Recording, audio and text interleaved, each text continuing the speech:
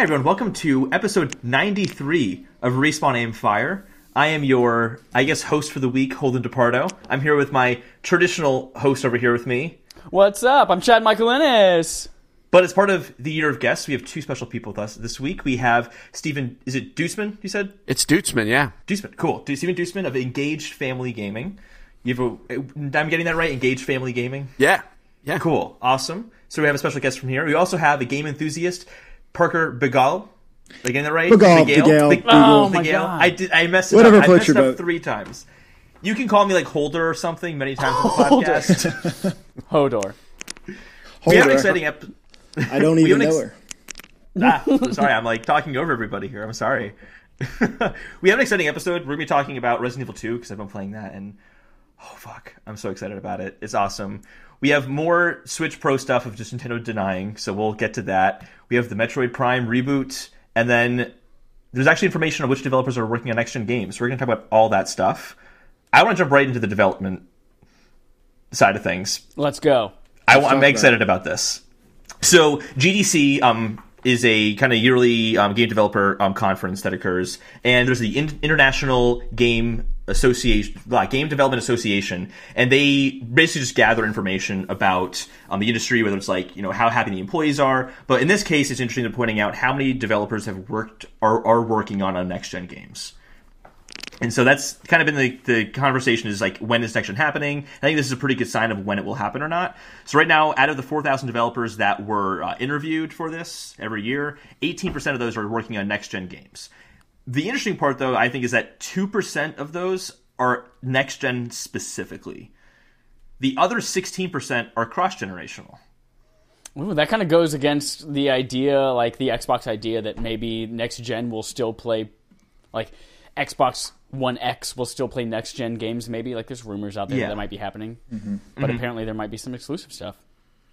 I mean, not necessarily, right? 2% could just be a PS5 game.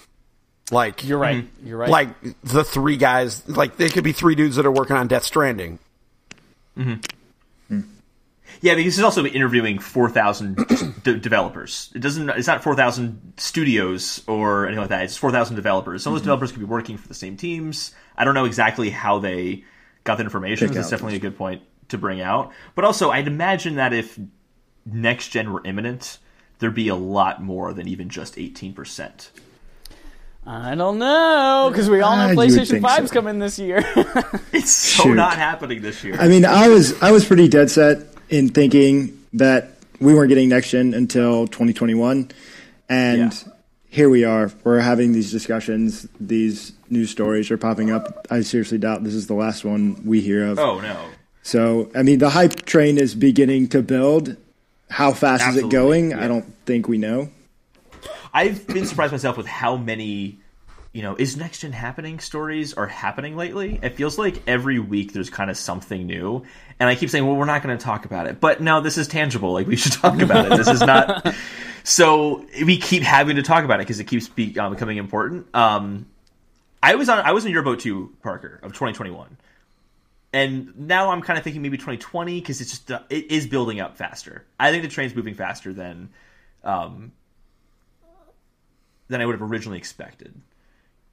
Because the last generation of gaming consoles was 8 years long, so we're not even there yet. But that was an anomaly. It's usually 4 to 5 years. So it's been a little bit vaguer in terms of what this generation length is going to look like based on what happened last generation. So I don't know. I'm thinking 2020. Chad, I disagree still, but he thinks it's 2019 still. He's insane. My thing is Xbox. Absolute crazy talk. Xbox had to give up on this generation. And I think that they are obviously putting all their eggs in the next generation basket. And I think that they're going to try to make that happen maybe by the end of this year. I mean, they announced that they're working on the next console at last E3. They did, yeah. And we saw how much of a gain that gave them with the previous generation systems, Xbox 360. They had a year lead on everyone else. It did right off the bat for a long time. It didn't at the end, but by the end it didn't matter. PlayStation, right. I think people have this story that PlayStation caught up after years of struggling. They struggled for a few months, and then they picked back up again, and they were neck and neck. It wasn't they as were close neck and neck as after a few months. I'm talking when I say neck and neck, I'm saying neck and neck in terms of sales per month. Oh, it was right. closer. Yeah. But in terms of install base and all that kind of stuff, that's... Of course, it had a year head start, but it caught up. So basically means that PS3 was doing better throughout its life cycle than Xbox 360 was doing throughout its life cycle. Yeah. Because it's a shorter life cycle, and the same number of consoles were sold roughly. Yep. So I just don't think PlayStation can give them another head start. Well, I think that in this case, I think that's a fair point. I'll definitely take that. I think also because Microsoft just bought all these studios, waiting is going to benefit them because they can then launch with the games from these studios. If they launch it this year, none of those studios are going to have games ready. Even next year, they might not have those games ready. I mean, it's a tough call. But again, I think, yeah, getting out early would be nice. And if a lot of these games are cross-generational and they can get away with releasing early because, well, it's just going to be like an Xbox One X temporarily, where it's just going to look better than your other games you're currently playing already. But the really cool stuff's going to be coming a little bit later. I don't see them doing that. I think that'd be like a soft launch of a console, and no one's ever attempted that before, and it would really weaken the hype. Steven, you seem to agree a lot. You've got a lot of head nodding going on there. I think you're nuts that anything's coming this year. I think you're absolutely insane. I think you're totally crazy too. I mean, I disagree. I mean, the part that I agree with is about the studio thing. Like, none of those games are going to be ready this year. None. They're gonna, I would be stunned if we see logos from some of those games at E3 this year. And so I that's the part that I agree with. They don't want to put out a new there's no point in putting out a new console and having the narrative be, oh, okay, there's a new box, but what do I play on it? Like, they don't want that. They spent all this money so that they don't have to do that. I mean, that's also the struggle of any console launch. Is every console launch is generally weaker than what's coming up ahead. I think this setup would make it even weaker, and Microsoft needs to come out guns a-blazing. Hot take, they're going to. My opinion, I've been an Xbox fanboy since the original Xbox, and so there's a little bias in my voice. However, I think Xbox, immediately when Sony announces they're not going to host an E3 press conference, that is my guess when everybody's getting in a conference room talking a little bit about, okay, how do we take advantage of this, because this is an opportunity for them. And so that's true. What glimpse do they show of the next consoles that don't come in 2019 but 2020 or 2021? And then I think they do. I think they have a couple of maybe not any gameplay footage or anything like that, maybe a little in-engine footage or logos to throw up on that screen to get people excited, because there's not been a whole lot to be excited for as somebody who loves Xbox so much in the last few years. And they know that they've got to win the gamers back. Everybody knows at this point in time, it's about the games. It's not necessarily about your console or the bullshit that revolves around things like the Kinect and all that anymore. I think they've figured that out the hard way.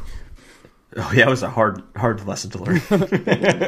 Do the three of you remember the E3 where Nintendo? This is one of the last live shows Nintendo did, where they brought out Kirby and Donkey Kong, and and they just went absolutely bananas. Yep. And it was the Wii at the tail end of its life cycle, right? And like they still just stomped on everybody's face. And Microsoft has the potential to like do that.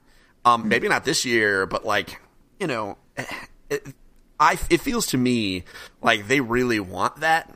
And they really want that moment where they can just kind of lay it all out on the table and be like, this is what we spent that money on. Yeah. It just doesn't feel like this year's the year to do it. But I mean, they also, like they also said recently, I think, I can't remember who said it. It might have been Phil Spencer, but don't quote me on that entirely. He said something along the lines of, this year, this is in one of the major Nelson posts, this year's E3 will be as big as we've ever had. They didn't say it's going to be our biggest E3 ever. It's like, yeah, it's going to be like the other ones you liked. You like this one too. Like, so they're not using that quote, and most ambitious to date. Yeah, we're taking E3 to the next level this year. So I think they're recognizing that they can't go guns blazing yet, because I think you're right. Absolutely, Steven, that those studios, once they can show stuff off, that's going to be the best E3 ever. Last E3 was really cool because they had a lot of third-party stuff, but they want to be able to show that those exclusives. Well, they could do that again. That's the thing. They can do that again. Absolutely, they can do that again because as soon as Sony was like, all right, we're not going, that means they can go, all right, Bungie, how about some Destiny stuff? How about some DLC for Red Dead Online? Let's just, how about some Ubisoft stuff? Like, they can go get all those things because they don't have to compete at these different tables. Shoot, they could have Nintendo crap on there. Yeah. Yeah, they could. Absolutely. They didn't do it at E3, but they've been much more friendly with Nintendo lately. Anything is on the table now. It's also kind of the Switch's gear right now, I think. And I don't think other studios or other companies really want to get in the way of that. Like, you're going back to the stats from the GDC. I thought this was interesting, too. The consoles that have the most interested developers right now, 45% of developers said that Switch was their most interested or was interesting console to them. 34% said PS4, 28% Xbox, and 60% said PC. So like right now, Switch is the most of the consoles, at least, is the most interesting for developers right now. So I think that's kind of where developers are focusing on right now. That's where games will be coming out mostly, while we're waiting for the next gen to show up. Yeah, Switch is going to be kind of like the highlight, and I think that it'd be stupid for Microsoft or Sony to try to take the spotlight with a lot of nothing in comparison to a third year of a console being out is going to be a lot more interesting than the last few years of fade out, basically. So, I don't know. But I want to talk about what we've been playing lately, because I'm honestly just dying to talk about Resident Evil 2. Anything else you guys want to say about that at all? Or are we... Do you think... No, I'm with you. Do you think this year... I have a feeling we might see, and in fact, we might have already seen one of this with Halo Infinite, but do you think we'll see like another almost Watch Dogs kind of thing, where it is a next-gen trailer that we see, we just don't yet know that it's not coming to... We already did. We already I don't think so. I don't think so. Are you saying Cyberpunk or Death Stranding? Me? Yeah. I think both of those. I think cross-generational maybe in the same way like Last of Us was. I don't see it, or like GTA 5 was. I don't see it as like these, like Cyberpunk is, they've said it's current gen. Mm-hmm. Yeah, okay. Yeah. You know they lie all the time. Death was current gen. Yeah, that's fine. Sure, that's fine. But that's also like as a marketing thing. Like people get upset when Diablo 4 didn't get announced alongside Diablo Immortal. Yeah. People are going to be pissed if it's like, oh, you thought you could buy this for your PS4? You can't. It's actually a PS5 game. Counterpoint. Okay. And I'll address this to the Diablo 4 thing. Half of the people that got really mad about Diablo 4, like that dude that was like, was this an April Fool's joke or whatever? He's gonna buy it on his phone. Yeah. Like half of the people that are really mad are gonna buy the new Diablo. Period. Yeah, but it doesn't. It doesn't. And then the other people that got mad, the other half of them, are just gonna forget about it in an hour anyway. Like exactly, they weren't interested. I understand what you're saying. But absolutely. If there is marketing that says, like, all right, Death Stranding, it cannot be a PS5 game unless it's cross-generational. It cannot be a PS5 exclusive because they've said in marketing running on PS4. All this is running on PS4. Well, so it would be disingenuous marketing. They did. They absolutely have said like, this is run on PS4 hardware. Okay, so before the clips, I'll pull up. I'll send you. A clip I believe you. I believe you. I don't recall it. I believe you to the point where I'm not going to ask you to cite sources. I just don't think I want to make sure myself. Okay, I mean that's fine. I believe you. I just don't care. I don't trust anyone, and the main reason is. They could absolutely make it cross-generational. Watch Dogs was cross-generational, and do we remember how bad the Xbox 360 port of that game was? Yeah. I mean, you know another one that was cross-generational? Shadows of Mordor. Do you remember what they did to the 360 port of that? It didn't have the Nemesis system. So, like, they could absolutely say, okay, this is on PS4, but if you want the advanced features, it's going to, whatever transformational online experience, it's on PS5.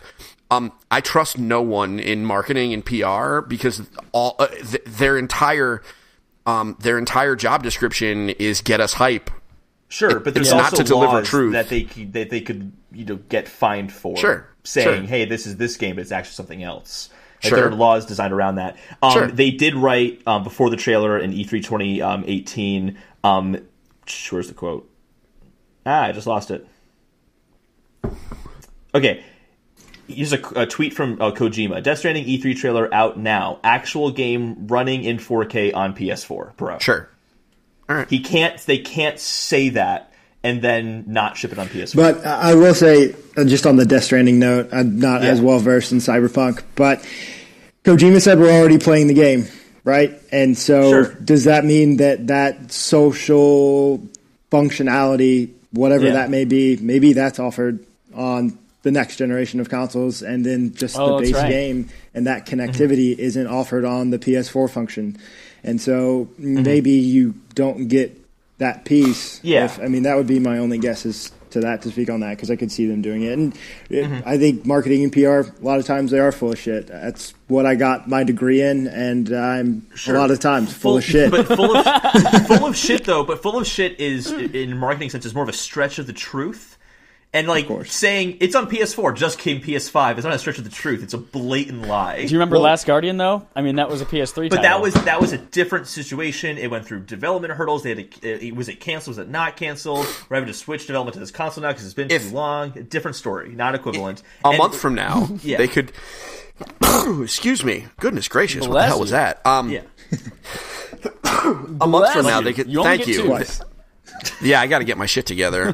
In 3 months, they could send out a press release and say, just to let you guys know, hit a development snag, we're canceling the PS4 version of this, moving it to PS5. They could 100% do that. And that could, and that would kind of circumvent all of, some of the marketing stuff. You're right. They can't just not do it. They can't just ignore it. But Sony is savvy enough that if they, I understand what you're saying. I'm not a betting man because I've paid for that with my soul, and we'll talk about that offline. Some of my other podcast co-hosts are evil people, so I don't make bets anymore. But were I a betting man, I would bet that game is not coming to the PS4. I want to play Cyberpunk? Cyberpunk, I don't know, man. Is that game ever coming out? But no. If I were a betting man, I would say Death Stranding. I do not believe is coming out on the PlayStation 4. Or if it does, it's going to be a super neutered version, a la Watch Dogs or Shadows of Mordor. I can see that argument for Cyberpunk because we know it's a very complicated game with lots of systems in the background that are just designed to be really robust and make that experience feel real. And I can see where, hey, we needed a next-gen hardware to pull that off. That 45-minute demo was fucking amazing. However, Death Stranding, I don't know if... we don't really know what kind of game Death Stranding is to know if it's going to have, a Nemesis system type thing that would prevent it from being made. I don't know. But I'll be honest, I don't agree. I think it's coming to PS4. I think that they That's fine. Unless you're right, unless they cancel and say pull it, foreshadowing it, unless they pull a Nintendo and reboot Death Stranding from the ground up again. Ooh, that was pretty good. It really feels like we should segue after that, but no, we got to talk about Resident Evil 2. We do, yeah. That's going to be the end. We'll save the Metroid stuff for the end. Yeah, let's talk about. Let's get to playtime. I wrote in here Chad played Beat Saber, but he actually didn't play Beat Saber. For the first week since it came out, I didn't play Beat Saber this week. But it's because I moved. So I spent a few days packing things up, and then I got here. I just finished unpacking my VR yesterday, so rest assured I will have played Beat Saber some more this week. Well, you're in luck. We can still talk about Beat Saber because I played Beat Saber this week. What? Was it life-changing? I'm not going to talk too much about it because we talk about it every single week. But no, I'm a vendor for Oculus, and we recently got demos for Beat Saber. So I got a chance to play Beat Saber demos. Fun game. Anyway, and that's you all. Loved it. And it was the best thing you've ever done in your life. It was a demo of it, though. It was you picked one of two songs. What song? You can't choose a difficulty. I don't even remember. It literally said play level 1 or play level 2. Damn it. Yeah. You got to play all of them. Well, it's not that hard. He's got two choices. I know. I played both of them. Boom. 2 for 2. Yeah, I have not played Beat Saber. I desperately want to. Cool. It's the most amazing Everyone I've shown VR it off game. to loves it. Everybody. Yeah. I know I will love it. The issue we have is the general. That's what I refer to my wife as. She is the general. She has made it very clear. Listen, I follow orders. That VR, because it's not recommended for kids. So, right, yeah. I am not allowed to give demos to kids 13 or under. Yeah. So, yeah. And so my oldest is 12. He'll be 13 in a handful of months, right? Mm-hmm. And so she's like, well, he's fine because because the issues with the vision, he's going to be fine. But with any time, and they talked about it on GameScoop this past week. I don't know if you guys listened to that, but they talked like once you give it to the older kid, like the younger kids by default kind of get it. Right. And she's like, we have a 6-year-old. I don't want her playing Beat Saber because I don't want it to screw up her vision or whatever. And so I'm obviously not going to go against my wife's wishes. So, but no matter how much I desperately want, like I'll come to your house. I'll come play Beat Saber with you guys. So I want to play, but I can't. Chad is a VR just an addict. He just loves VR games. It's just so good. I was surprised. I got my Sony, like, your 2018 in review. I got that, like, whole webpage with all that stuff. And I had only played 35 hours in VR. And I'm sure, like, 34 of that was Beat Saber. Well, like, I'm sure 3 or 4 was Moss, and the rest was Beat Saber. No, and then Astrobot. And then Beat Saber. And then Beat Saber. Okay. Yeah. I'm going to grab my Mac charger real quick. I'll be right back. Absolutely. Chad also played Link to the Past, but we're going to talk about that and like as a side quest later on in the week for Barf. That's our Barf game of the month. There's like backlog accomplishments with Respawn and Friends. It's an acronym. Oh, okay. So, yeah, Love it. Yeah. It's like somebody tried real hard on that acronym. I was like, exactly. Yeah. But we both played Resident Evil 2. Have you played Resident Evil 2 yet? The new one? No way. I have not gotten a chance. Are you just not horror fans? Or I am never going to play Resident Evil 2. I respect it for what it is. Mm-hmm. I am a chicken shit. It is a terrifying game. It is really scary. I will be picking it up tomorrow because I love the Resident Evil franchise. Yeah. Okay, so really excited about it. I have only played 7 all the way through. I played half of 4, and I played about I'd say half of Resident Evil 1 for our barf a few months ago. That's right. This Resident Evil 2 is mind-blowingly great. It is so good. I honestly cannot think of anything wrong with it. It's just I don't think I've said there's like a flawless game, but it's flawless. Probably because they've had 20 years to like, nitpick everything about it. But it's so engrossing. It's so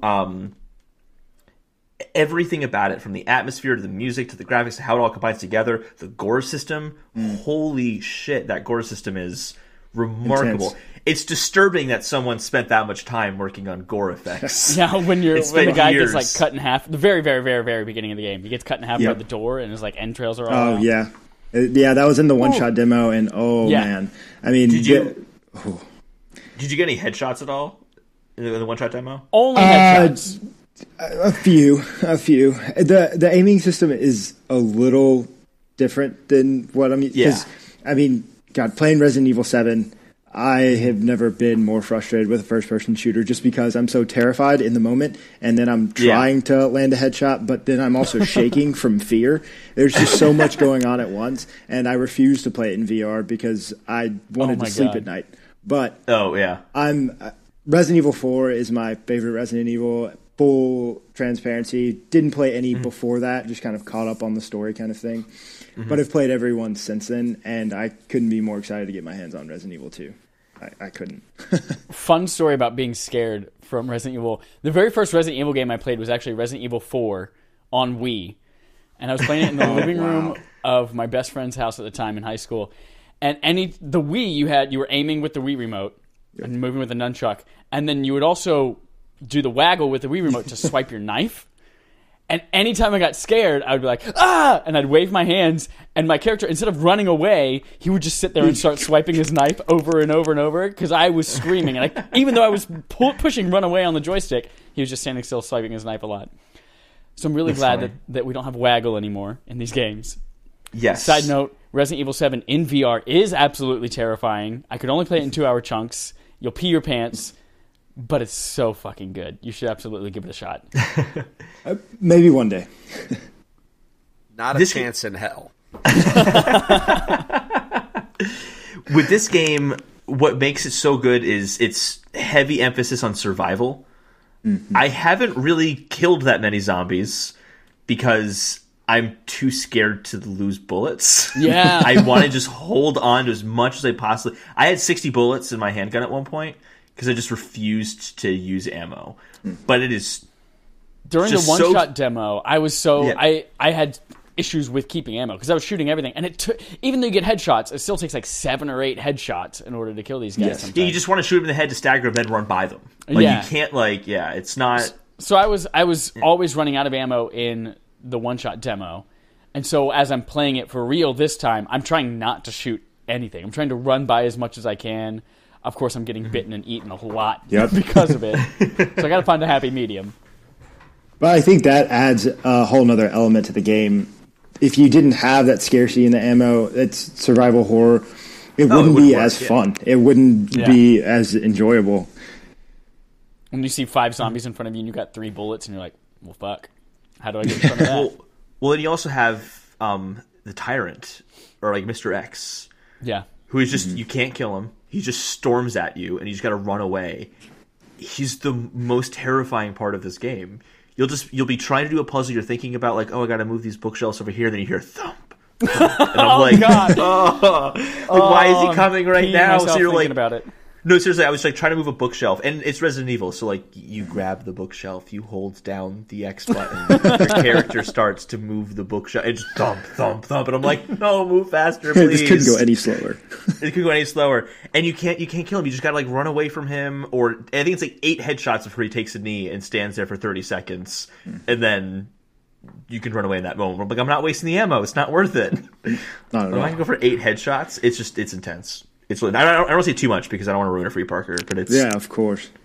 Have you played Resident Evil 2, the original version of it? I haven't played the original version. That's why I'm so excited to hop in, and especially because playing that one-shot demo, I thought I was so terrified of Resident Evil 7 because it was first person, because I couldn't see my character, and now you can. It's third person, obviously, and I'm still just as terrified, which blows my mind. I think I'm honestly more scared in this game. There's something, it feels so much more claustrophobic in every area. Yeah. There's like the main hall, which is a really big grand room. Everything else is like narrow corridors. God. And it's just, so there's moments where it's just a really narrow hallway and a bazillion zombies. And you're like, how on earth? It's just, I can't make it through that. There's no way. And the dread just gets to you constantly. There's no escape in that moment. And I think in Resident Evil 7, there was, once you got outside, a sense of open awareness. But then again, you couldn't see so far ahead, so it was still terrifying. I think the way that they are going in and kind of redoing all of these games, it makes it so much more horrifying, but it really is just incredible what they've been able to do with that franchise since last January. I mean, I bought Resident Evil 7 because I love Resident Evil 7, didn't realize how critically acclaimed it would become. And that was the first game that I played in 2018, and now coming into Resident Evil 2, I'm going to be able to do the same thing is what it sounds like, because it has got nothing but good nods from just about everybody that I pay attention to. Yeah, I haven't really heard anything bad about the game, and I can't, there's really nothing wrong with it. Like, it's just everything fits together so well. I mean, obviously there's little nitpicky things that you can mention.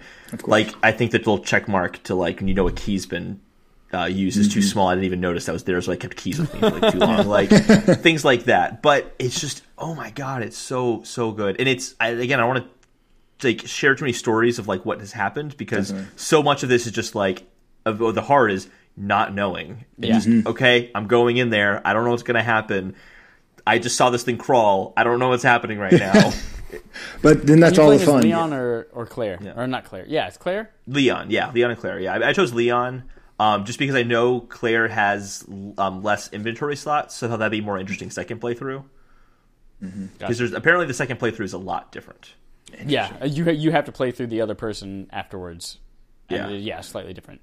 Well, and one thing I appreciate about that too is that it sounds like both of those chunks, whether you fly through it or you explore everything that there is to explore, it really doesn't take up a whole lot of time, which I can appreciate just because my lifestyle doesn't give me the opportunity to play 30, 40 hours a week. And I'm going to be able to play this in a 6, 7, 8 hour chunk, knock out a story, and feel good about myself, and probably not come back to it for a while because I won't be able to sleep. But I've put 6.5 hours into it at this point, and I'm getting close to the end, but I've also been trying to find everything. And you can see in the map if you've filled everything in or not. And I've filled in like most rooms, so like a handful I haven't. So there's really, I mean, I'm not saying this in a bad way. There's just not a lot of content, which is a credit to it. You can just kind of go through it, and enjoy it, and everything's really tight. It's a tightly made product as opposed to it's open, everything, you can go anywhere. It's just nope. It's laser focused on what it wants to be, as opposed to the World of Light on Super Smash Brothers that takes like 700 years. Oh my god! Oh. Like they just took every idea. It says 7.5 hours for the main story, 10 hours if you're a completionist and get everything. That's like the perfect game for me right now. Same. Likewise. I don't have 30 hours, 40 hours to spend on every single video game. No way. That's why Red Dead 2 took away part of my soul. That's why I didn't even buy it. I'm just playing it little by little at a time, and it's honestly a great way to play that game. It is. It can be. A lot of people beg to differ, but we'll talk about that when we talk about what I'm playing. Well, what are you playing? Let's jump into that. So, great segue. Red Dead Redemption 2, I am now at the end of the epilogue, so I haven't completely finished the game in its entirety. But what a beautiful game. As well. 2 parts to the epilogue, from my understanding. Okay. And I enjoyed this game through and through until the very, very end, where I just felt like I had to grind to get there, to finish. That's what I heard. Oh, really? Everybody. And I was hoping that where I was at, especially going into Chapter 4, that you know what, maybe I'm going to be the one person that thinks a little bit differently. And no, it does kind of drag on. It gets to the point to where, honestly, like I would have just rather shot Dutch and the game ended there, if we're being completely honest. Because by the end of that game, made me a very frustrated individual. But the world is just so beautiful, and every time I would get off the road and do a side quest or a side mission or help out a stranger, or even when I would at times try and be evil and couldn't bring myself to it because I have to be the hero and the good guy. But nonetheless, I just think the replayability isn't going to be there for me. I don't think, just because it is daunting. But I love that game and I appreciate it for what it is. I don't think it's a 10 out of 10. I don't think it's perfect by any means, because there's a lot of downtime, a lot of dead time, especially when you're on that horse. And man, as I love tapping A as much as the next guy, but Jesus. I mean, I wish Xbox would count that. How many times did I tap A throughout my time in Red Dead 2? You can just hold down the button and you'll just keep it. I don't go as fast. It's slower. It's slower, but you can do it that way. And I like the downtime, but totally get why, like, I'm not going to be like, wait, you don't like just riding on a horse with nothing to do?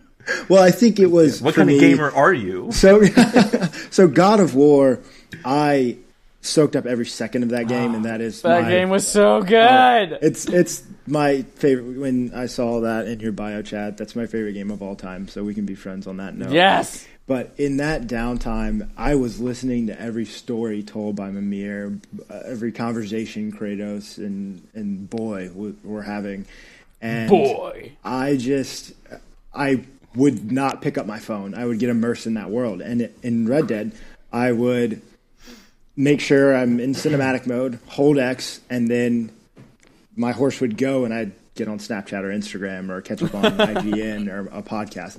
And so I think that it wasn't as of an immersive experience for me, and I think maybe God of War ruined it for me, if we're being completely honest.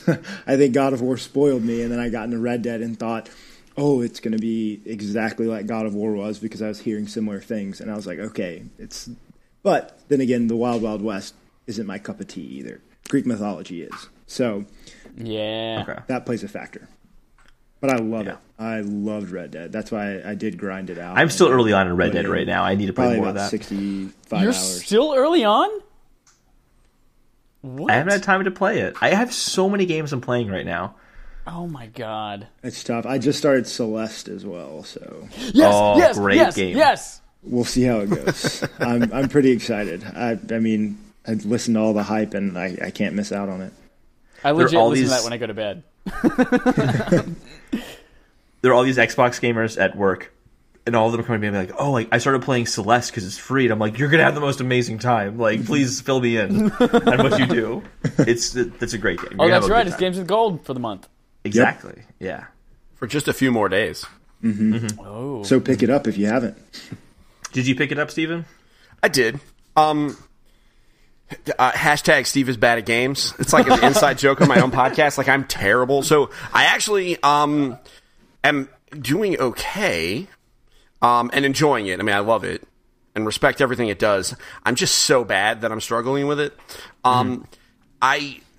The only part that I really couldn't do was the hotel thing. I just turned the full assist on and just burned through that. And so the rest of it is actually tolerable. So I've actually been playing that with my kids watching, and like them laughing at me because I die so often. But no, I mean, it's an amazing experience and I love what it's doing. You know, so I'm happy with it, but man, am I terrible. Like, it's really reminding me that I'm old and bad at games. It's also just a really hard game. Yeah, I mean, yeah, it's not all my fault, but it's still my fault. I think what I love about that game, though, is how encouraging it is when you fail. Like the loading screens that encourage you. Like, hey, don't worry, if you suck, just keep trying. Great. We have this easy mode, too, if you need to fall back on that. I love it. Agreed. So the game I have been playing, as you can imagine, running a family gaming site, some of my picks for what I play are going to be a little bit different. Like, I'm not playing Red Dead. You're not playing God of War with the kids? I played God of War for myself, thank you very much. And I loved every minute. Like, my game of the year for 2018 was Spider-Man, obviously, right? So, like, that was... Yes. We can talk about that. Yeah, so... but the game that I'm playing right now is actually... it's Cat Quest. And we got to talk about Cat Quest. Go on. Okay. I'm intrigued. Let's do it. Okay. Cat Quest is a ridiculously stupid... in the best way, action RPG where you play a cat. Oh. And you're roaming around trying to save your... Like, I don't even know what the story is. Like, I'm just zipping through it. But it's really snappy. Like, it's going to literally be called... zany ridiculous. Yeah, exactly. It's literally called Cat Quest. There's a sequel coming out later on this year. Oh my that will God. involve 2-player co-op. And you're a You just cat found and Chad's a dog. next game. He looks very happy. And so it's short, it's cheap. Available on mobile and Switch. It's on Switch, And yeah. PS4. The mobile version, not so great. I played the mobile version. I really don't like that because it really does need controls. Because it's, you got like a snappy dodge roll and you have a bunch of magic spells that you can cast. You're telling me touchscreen controls are not the same as button controls? I mean, yes, that's what I'm saying. That's what I I'm saying. agree with you completely. I'm a professional. I can say these kind of things I with just remember, authority. really quick, Tate, for a second. I remember back when I think it was either the iPad came out or the iPhone came out. My dad's like, "This is it. Consoles are done. Like, everyone's gonna play their games on these." I'm like, "It's not gonna happen, Dad. It's never gonna happen. It's just not gonna happen." Sorry. I mean, if they'll give us, if they would put out a reasonable controller, yeah, then maybe. But you wanna Microsoft slap is a working on it controller? apparently. You don't want to slap a controller onto your iPhone every time you want to play a game, though. Like, That's what Xbox is banking on. Yeah.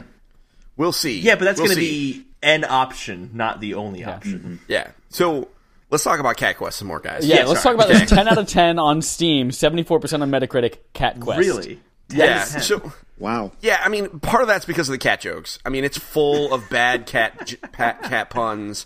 And really what you're doing is, I mean, it's the thing I really like about it is you actually run around and like battle on the overworld map. Like, there is an overworld map, but you're just like walking across it and there's like little towns. It's actually really, really fun. I bought it on a whim. After Christmas, we bought a second Switch and I wanted to put some more games on the other Switch. And it was $5 and I was like, no, I'll just throw it on there. And I can't stop playing it. Like, whenever I have a moment and I'm not playing something for review, and I got a bunch of stuff I can't really talk about because of embargoes, but that game is so freaking good. I think it's a perfect palate cleanser. It's a nice casual game. If you are a hardcore gamer and you love action RPGs and you have kids around or cousins that maybe grab your Switch every once in a while, which when we all get this game, throw it on there. It's not going to take a lot of memory, and they can just slowly churn through it, and I guarantee you will play it and like it. Like, this is one of those games that's just happy, and if you don't like it, you're a miserable human being, and I don't want to talk to you. Wow. Well, I think I'm sold. I mean, it's so fun. I mean, and that's really what it is. It's just light-hearted fun. But man, it gets hard. It punches you in the face. But, you know, I enjoy it. So I recommend it to anybody, I swear. Well, it sounds like a Lego game where it's fun to pick up and play. Anybody can do it, and you can sit there and let your brain melt a little bit and just enjoy some cat puns. Exactly. Can I read you guys some of their other titles that they have? Sure. This might surprise you. Cat Quest comes from the same people who make Blaze Blue Cross Tag Battle. Wow. And Galgun. You know what Galgun is? No. I definitely know what Galgun is. What's Galgun? It can't be described. You need to look it up. Okay. Look up Galgun, yeah. I have a phone next to me right now. It has internet access. Let's Go look this up. Go look up Galgun. Those of you listening, go look it up. Or smile knowingly. Galgun double piece. Oh. Galgun. This is actually a game I think Greg Miller was obsessed with on Vita a couple years ago as well. I think largely because it was on Vita. I don't think it had anything to do with the game. Yeah. They said on panties or something like that as What the hell is promo this? thing. It has a 64% on Metacritic. That's the PS4 version. Double piece. Galgun double piece. Yep. Mm-hmm. There's anime titties in it. I mean, every character is just anime character with short skirt. It's just every character is that. Yep. Yeah. It is From what the it makers is. of Cat Quest. It's not quite Senran Kagura, but it's close. I had the experience of bringing one of my podcast hosts. Speaking of Senran Kagura, are you guys familiar with Senran Kagura? No. Mm-mm. Yo. Okay, so Senran Kagura, it's called the game was called Senran Kagura Peach Beach Splash. Oh. Picture this: Galgun, aesthetically, but it was Splatoon.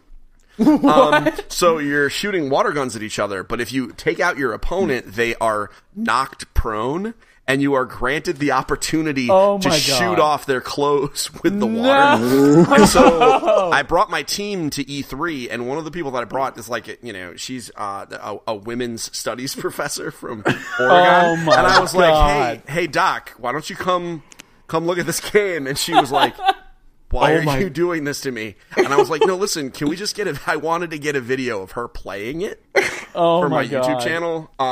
And she wouldn't do it. And it's fair. It was also really crowded, and she didn't want to make fun of them or whatever. It's because it's obviously very Japanese. And it's their jam, but my God. That video used to be but see, you love these kinds of games. How could you, a women's studies professor? Yeah, it just would have been, exactly. I was like, you know what? This is not a great idea. But in my head, it was an awesome idea. Oh, yeah, no, it would have been hysterical. Yeah. Given the context and everything, and her not approving of it, but it would have been the internet. Really hilarious. For context me. Doesn't matter. Yeah, exactly. It would have been hilarious for me and for the three of us. We would have all appreciated it. Everyone else would have taken it the wrong way. But I guess they're made by the same people. I didn't know. But they are making Cat Quest 2. It's coming out in 2019. That is literally a day one purchase. After Kingdom Hearts 3. My next most anticipated game this year, no kidding, Cat Quest 2. Wow. I'm buying that day one. More than Anthem, Sekiro, Days Gone. Buy. I don't care. Wow. Tell me Sekiro Shadows Die Twice or whatever is coming out. Never. Cancel it and tell me that I get to play not Kingdom Hearts, Cat Quest 2. I'm in. I don't care. All right. That's a hateful statement. There's a lot of hate in there. Well, it's not hate. Oh, I'm not going to play Sekiro Shadows Die Twice or whatever. Oh, I'm just messing with you, man. Only because that's a scary game. Also, I'm terrible at games. I think your kids might like it, though. Very kid appropriate. We're going to talk about, you know what, fun fact. We're going to talk about the games that my son wants to play in my segment that I'm supposed to bring later on. All right. Because I'm looking for recommendations, so we're going to talk about that later. I have two brothers who are 7 and 13, so. Okay. All right, so we're going to talk about it. Yeah. But the other games that I've been playing, I can't talk about. Great. That's fair. We wouldn't want you to, get in trouble, so. You may have just literally sold a copy of Cat Quest. Oh, I better have sold 3. The good news is it goes on sale all the time. So if it's not on sale now, wait. It will go on sale again. All right. Get it for if it goes under $10, it is way better than a value meal at McDonald's. All right. I mean, that's not hard, but you know what I mean. That's a very low bar. Do you know what's a high bar, though? What's a high bar? Gymnastics? Sony Santa Monica having a top God of War, their new studio they're preparing, not new studio, but they're preparing their staff and all that for the next game. They have a high bar there. Let's talk about that right now. Nice job. That's a Greg way. What a bar. That's a really good. That was a really good segue. I stumbled on the words a little bit, but the concept was there. I knew what you were doing. Thank you. Yeah, so we're moving over to Fetch Quest. This is kind of just two quick stories, just to thought were mentionable. We might not talk about it too much. We might, just depends. But yeah, one of them is Santa Monica Studios is gearing up. They're hiring a senior combat designer, a senior narrative animator, a lead engine / pipeline programmer, and a tech art lead. So they're making a new game. No surprise. This does not sound like God of War. I mean, I assume God of War would have all of these things. That's true. There are no pipes in God of War, so I don't know pipeline. Yeah, that's I don't think they mean literally. They're making a Mario game, probably. Combat designer, a senior combat designer. They've got excellent combat already in God of War. They don't need to touch that. So, this sounds like something new that they're working on. Well, they're not gonna copy and paste the code for the combat system into God of War 2. But they also have somebody who created that already on staff. Do they? We don't know that they didn't leave. Oh, you're right. Yeah, that's true. Yeah. Well, I mean, they're hiring, so there's no one there right now. Yeah. I mean, we can assume, right? The game was a masterpiece. Yep. Mm-hmm. Yeah. Unless anyone wants to refute that. So the game was a masterpiece. If you refute that, you're off the call right now. That's why I'm not saying it. I already told you my thoughts on God of War. So it was a masterpiece. So they obviously don't need to improve, right? They're not going to bring someone in to try and make it better. They don't have errors that they need to correct. Yeah, they don't have to Breath of the Wild it or anything like that. I don't even know how to take that, but if that was an insult at Breath of the Wild, I'm leaving. No, it's not. Okay, Chad will insult Breath of the Wild. It's my favorite game. It's just boring. So. It's the best thing Nintendo has ever made, full stop. I listened to last week's episode that you put out, and I heard you say that, and I was like, oh, gosh. I'll fight you. I'm going to try to keep my opinions very quiet. I will say, Steve, there's an episode called Chad Thinks Zelda is Boring, and it was one of the hardest conversations I've had in my entire life. To be clear, just Breath of the Wild. I had a 15-minute argument on a podcast last year with Anthony John Agnello, who writes for The Escapist right now. Mm-hmm. He and I, if you see he and I yelling, if you see him say something bad about Zelda Breath of the Wild, he's trolling me. He's waiting for me to show up in his mentions and be like, damn it, Anthony. So I'm going to pretend that you didn't talk crap about the best thing Nintendo's ever made. I didn't say God of War's... No, to be clear, when I said Breath of the Wild I meant change it up.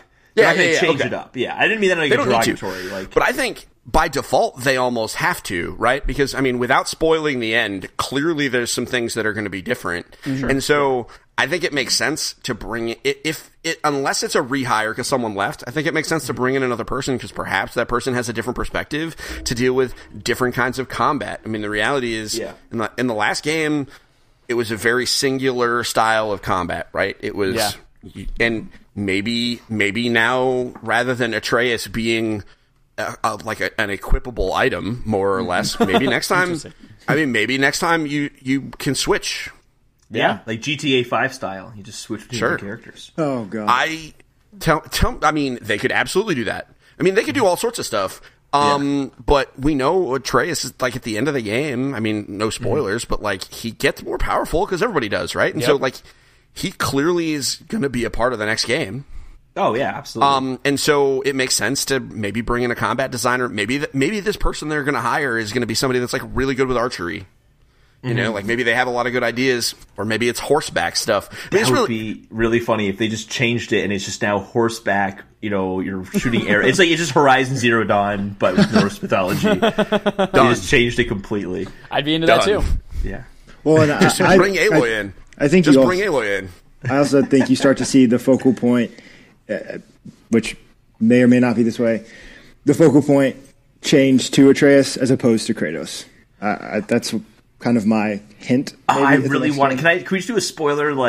Stop listening for 30 seconds. I'm dying to say your show, right bro. Your podcast. It's your show, bro. Okay, spoiler for 30 seconds. Loki. Okay. Yep. Loki kills his father in Norse mythology. Is my understanding. Yep. Get hype. get hyped. Like, I think what you just said, Parker, maybe Trace is going to kill here's Kratos, the thing. and then he's the new God of War. My Norse mythology knowledge comes from Marvel. And Loki's father is actually an ice giant. Just like Kratos. He kills Odin. Perfect. Odin was his, quote, father. But Kratos not birthed, because he's the male, but he gave his spawn to Atreus.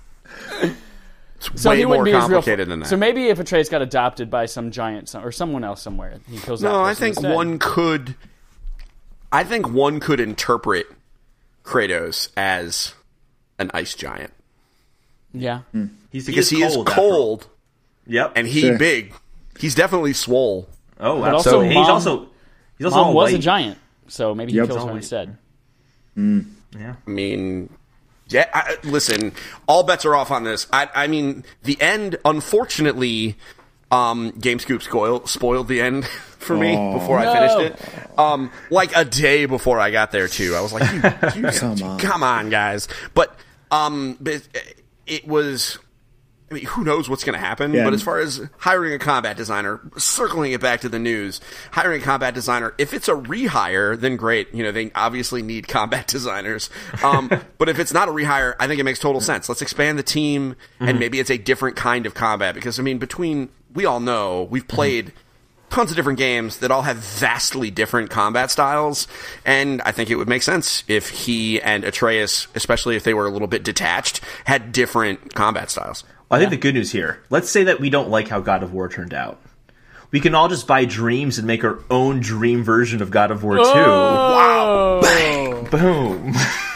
Man, does somebody have the hip-hop horns that they can play? Because that was the perfect segue.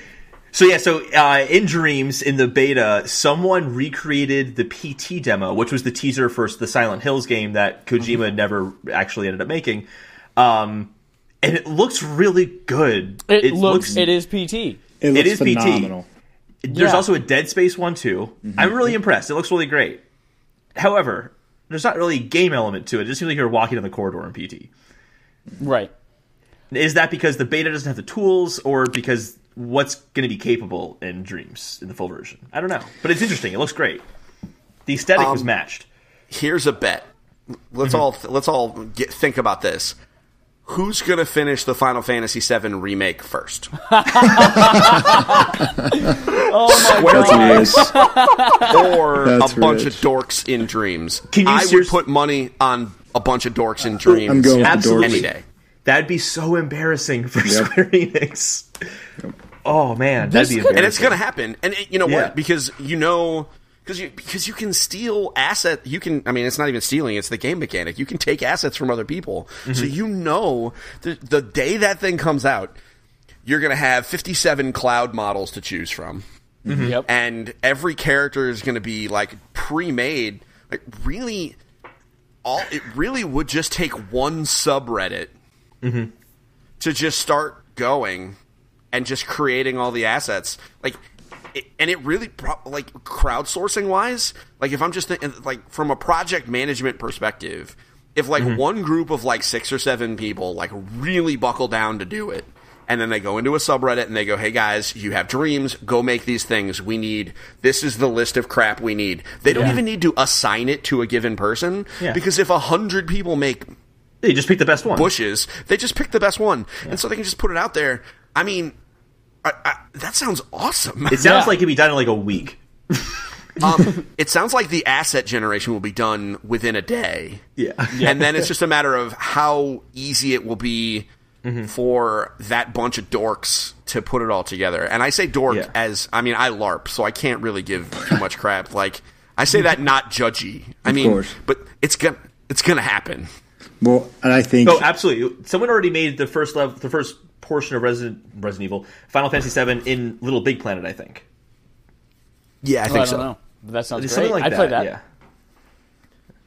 Somebody you were saying, did. Parker. I'm sorry, I cut you off completely, Parker. Oh, no, you're good. My everything also froze up. But I think all of the nerds, dorks of people like ourselves, everything that they're going to create in Dreams, I think that's what watching that little PT-like demo watching that made me realize there's going to be so many incredible things. And I'm not the type of person to jump in a game like Little Big Planet or Dreams or anything like that. But seeing what I saw there really made me excited for Dreams to come out. And I think that is where I think this game is going to become successful in the long run. And it's just going to be fascinating to see all of the amazing things that people create. This is kind of hitting me. When you said long run, this kind of hit me. This is coming out in PS4 at the end of the life cycle. This has to also be coming to PS5 because it'd be really crummy if like all this amazing asset creation, you can do all these things, but only really for a year. Yeah. And then you got to get the new console that you can't play this game. So this is going to be a cross-generational game. Like, this could legit turn into an alternative to Unity. This could be just a game development tool that, like... No, because you can't take stuff out and run it elsewhere. Like, you have to use it within Dreams. What I think it will be is a better virtual console than Nintendo ever had. Because you buy this one... Because you know what, we're talking about Final Fantasy VII Remake, but I'll tell you what, I'm definitely going to play all of Super Mario Brothers in it. Yeah, I was going to say, Legend of Zelda will be remade in it. Exactly. You'll see crazy stuff, yeah. So it's, I mean, not a better virtual console, but like it will be one. Like, I fully expect to buy this game, wait a year, or even better. Like, could you imagine the people that wait like a year and a half to buy it and buy it when it's like, or pick it up when it's on PS Plus or when it's $15 at GameStop? Assuming GameStop still exists, and and can just roll in. I mean, rip, and then just roll in, and they have the entire NES library because of a bunch of nerds that just went crazy one weekend. That's just nuts. It would be really funny though. It's like, did you play Super Mario Bros. Ever? Well, I mean, yeah, in Dreams, I played Super Mario Brothers. Sure. Like little, I don't know. I feel like that wouldn't count. It'd be like saying, like, have you seen The Godfather? No, but I saw a great fan version of The Godfather on YouTube, and it was amazing. It was very well done. That's great. Yeah. So I want to jump into this. First like positive buzz that game has gotten in a long time, ever. Yeah, maybe. It has. Speaking of positive, I want to jump into this Nintendo stuff because this has been a surprisingly positive story. Okay. With the Metroid stuff, but before that, I just want to jump into this just quick quote from the president of Nintendo, Furukawa, about not apparently doing a Switch successor. The quote is, "It is an extremely ambitious but worthwhile achievement. So we will..." Oh, this is about the 20 million console goal. That's the achievement he's talking about. "It's an incredibly ambitious but worthwhile achievement. So we will maintain this goal. Nintendo Switch is our primary sales objective, and we are not considering a successor or price cut at this time." Interesting that they said it out loud. I'm curious what your thoughts are. This is coming right off the back of it being the best-selling console of 2018, I believe. In the U.S. In the U.S.? In the U.S., yeah. It's not worldwide. PlayStation 4 is worldwide. Like, before that holiday period rolled around, the conversation was, oh yeah, there's definitely going to be a Switch revision sometime in 2019. But seeing those numbers blow up there in the last 6 weeks, Why make something new when this is becoming literally the best-selling console in the U.S. for the year? Yep. They don't need because they can boost sales even further with a cheaper Switch and a new, shinier model at the same When these start slowing down, then we Counterpoint. They could also boost up sales by releasing a Pokemon game. Yeah. So, and they're going to do that. So, I mean, that is, I mean, Smash pushed units.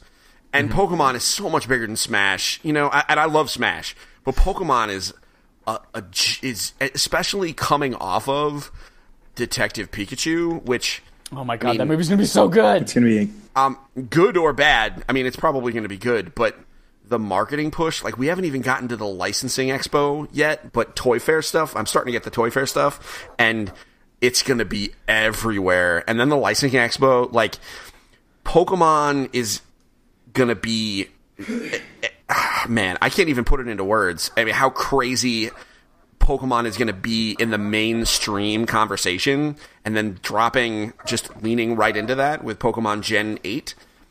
Man, listen, my grandma's buying a Switch, and she ain't even alive. And she'll be much more compelled to buy a Switch if they release a revision and offer a cheaper version of the Switch to come out with Pokemon. Well, but they also don't need to revise it, though.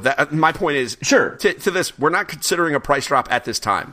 Tomorrow, is no longer at this time. Exactly. Because I don't believe so anything. That was one thing I was considering. The other is that, like clockwork, every 2 years Nintendo releases new handheld hardware, but they don't have. I mean, they have the 3DS. I don't think they're going to release any new hardware on the 3DS line anymore.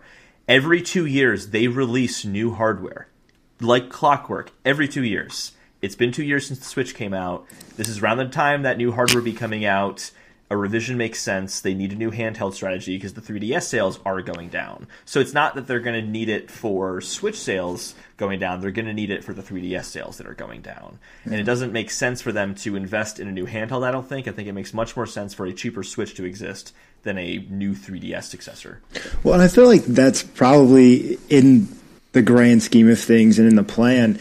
But I also think they have so much intellectual property that they're working on, and so many games that's where their focus lies now, because that's what's going to push the units ultimately. Sure, but that's a different team within Nintendo. The hardware team's not making games; they're making hardware. What have they been doing for the past few years? Well, I mean, they're R&Ding something. Here's my question: is what if? Because I understand. I'm smelling what you're cooking. I'm picking up what you're putting down. What if? The smelling what you're cooking thing is because the Royal Rumble is today. So, like, I had to make a little bit of that. I have my puppy with me. Oh, my gosh. That's your dog. My dog is down here. Pardon my dog. He's yelling at me. It's all right, bro. So, if they just... Does it count as a successor if they just sold it without the dock? No. So, that's also a good point. They could still do that. That's a good point. They still do in Japan. Exactly. Yeah. And if they got rid of the dock and sold a dockless Switch without changing the hardware specifications, it still has the thing. You can still put it in a dock if you have one already or whatever. And that would easily let them knock $50 off the price. Totally. And what's notable there, Tim Geddes mentioned something about he has a prediction that Switch will be able just to plug into an HDMI. And he's crazy. There's no way. And go to the TV that way. My question is, what does the dock actually do?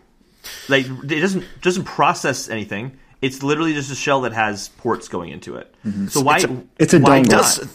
There's stuff in here though. I'll admit I'm not an engineer. Yeah. I'm way too dumb for that crap. But I know it does something regarding like power. Yeah. Like not necessarily like processing power, but the way that it handles like electricity. I know that much. That's why you can't just use any third-party dock. It'll break your Switch. Exactly. That's why you have to use the original one. Mm-hmm. I mean, I think kind of funny you're wrong me. I don't know. But like, I know that it is important. His prediction that he'll eventually be able to just plug it in, he crazy. I was thinking the reason the dock is there, and I was kind of zoning out for a second because I realized my dog probably needs to pee. But my reasoning for the dock is maybe the reasoning for the dock is that it's going to keep the heat going upwards as opposed to they don't know where you're going to leave your Switch and is going to have no ventilation access. That could be an engineering reason why they have to have the dock. It will guarantee that there's an area for heat to come out. But they know that.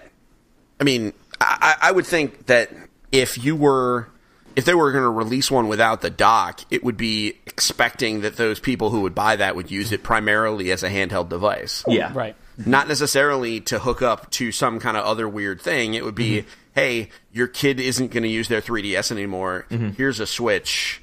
And speaking to a lot of parents, a lot of them have, I've spoken to them and they're like, yep, we're going to buy it. And the dock is there, but my kids will never use it because they just sit on their couch and it's replacing their 3DS. And $250, like if they can hit that price point without the dock, it's not that much more than a 3DS XL because those are $200.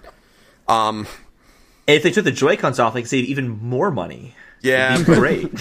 If they just made it your phone, then it's $0. But then that would be a successor, and we don't want them to lie because if you lie, then the FCC comes down and kills you. We talked about that earlier on, like ninjas come out. That's of a false equivalency. That's not the same thing. I mean, I know what you're saying. I know what you're saying. I'm just being an asshole. But I know.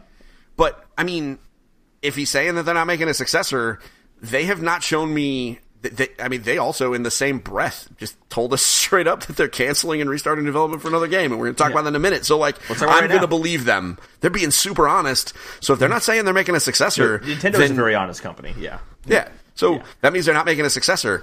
Yeah. Taking the dock out of the box, that sounds like a perfectly good way to get a price cut and have it not actually be a price cut. It's a different product. Yep. Let's start with the Metroid stuff right now. I have to take my dog out to pee, though, because she doesn't usually walk up to me. She's not that friendly. She needs me for something. So quick break? You guys want to keep talking, I'll just come back. Gotcha. Cool. We're pretty casual about it on this podcast, yeah. Yeah, you go pee on your dog. That's what we're doing, right? Yeah. Nope. I'll pee on my dog. I'll be right back. 1 second.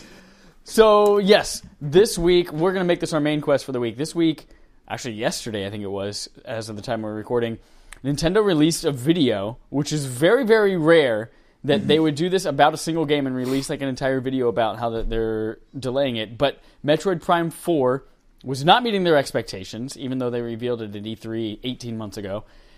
And they have decided to completely scrap everything they've worked on. They're restarting development from scratch, hand in hand with Retro Studios. Now, before it was rumored to be, they didn't officially announce it, but it was rumored to be with, who's the studio that was going to be with?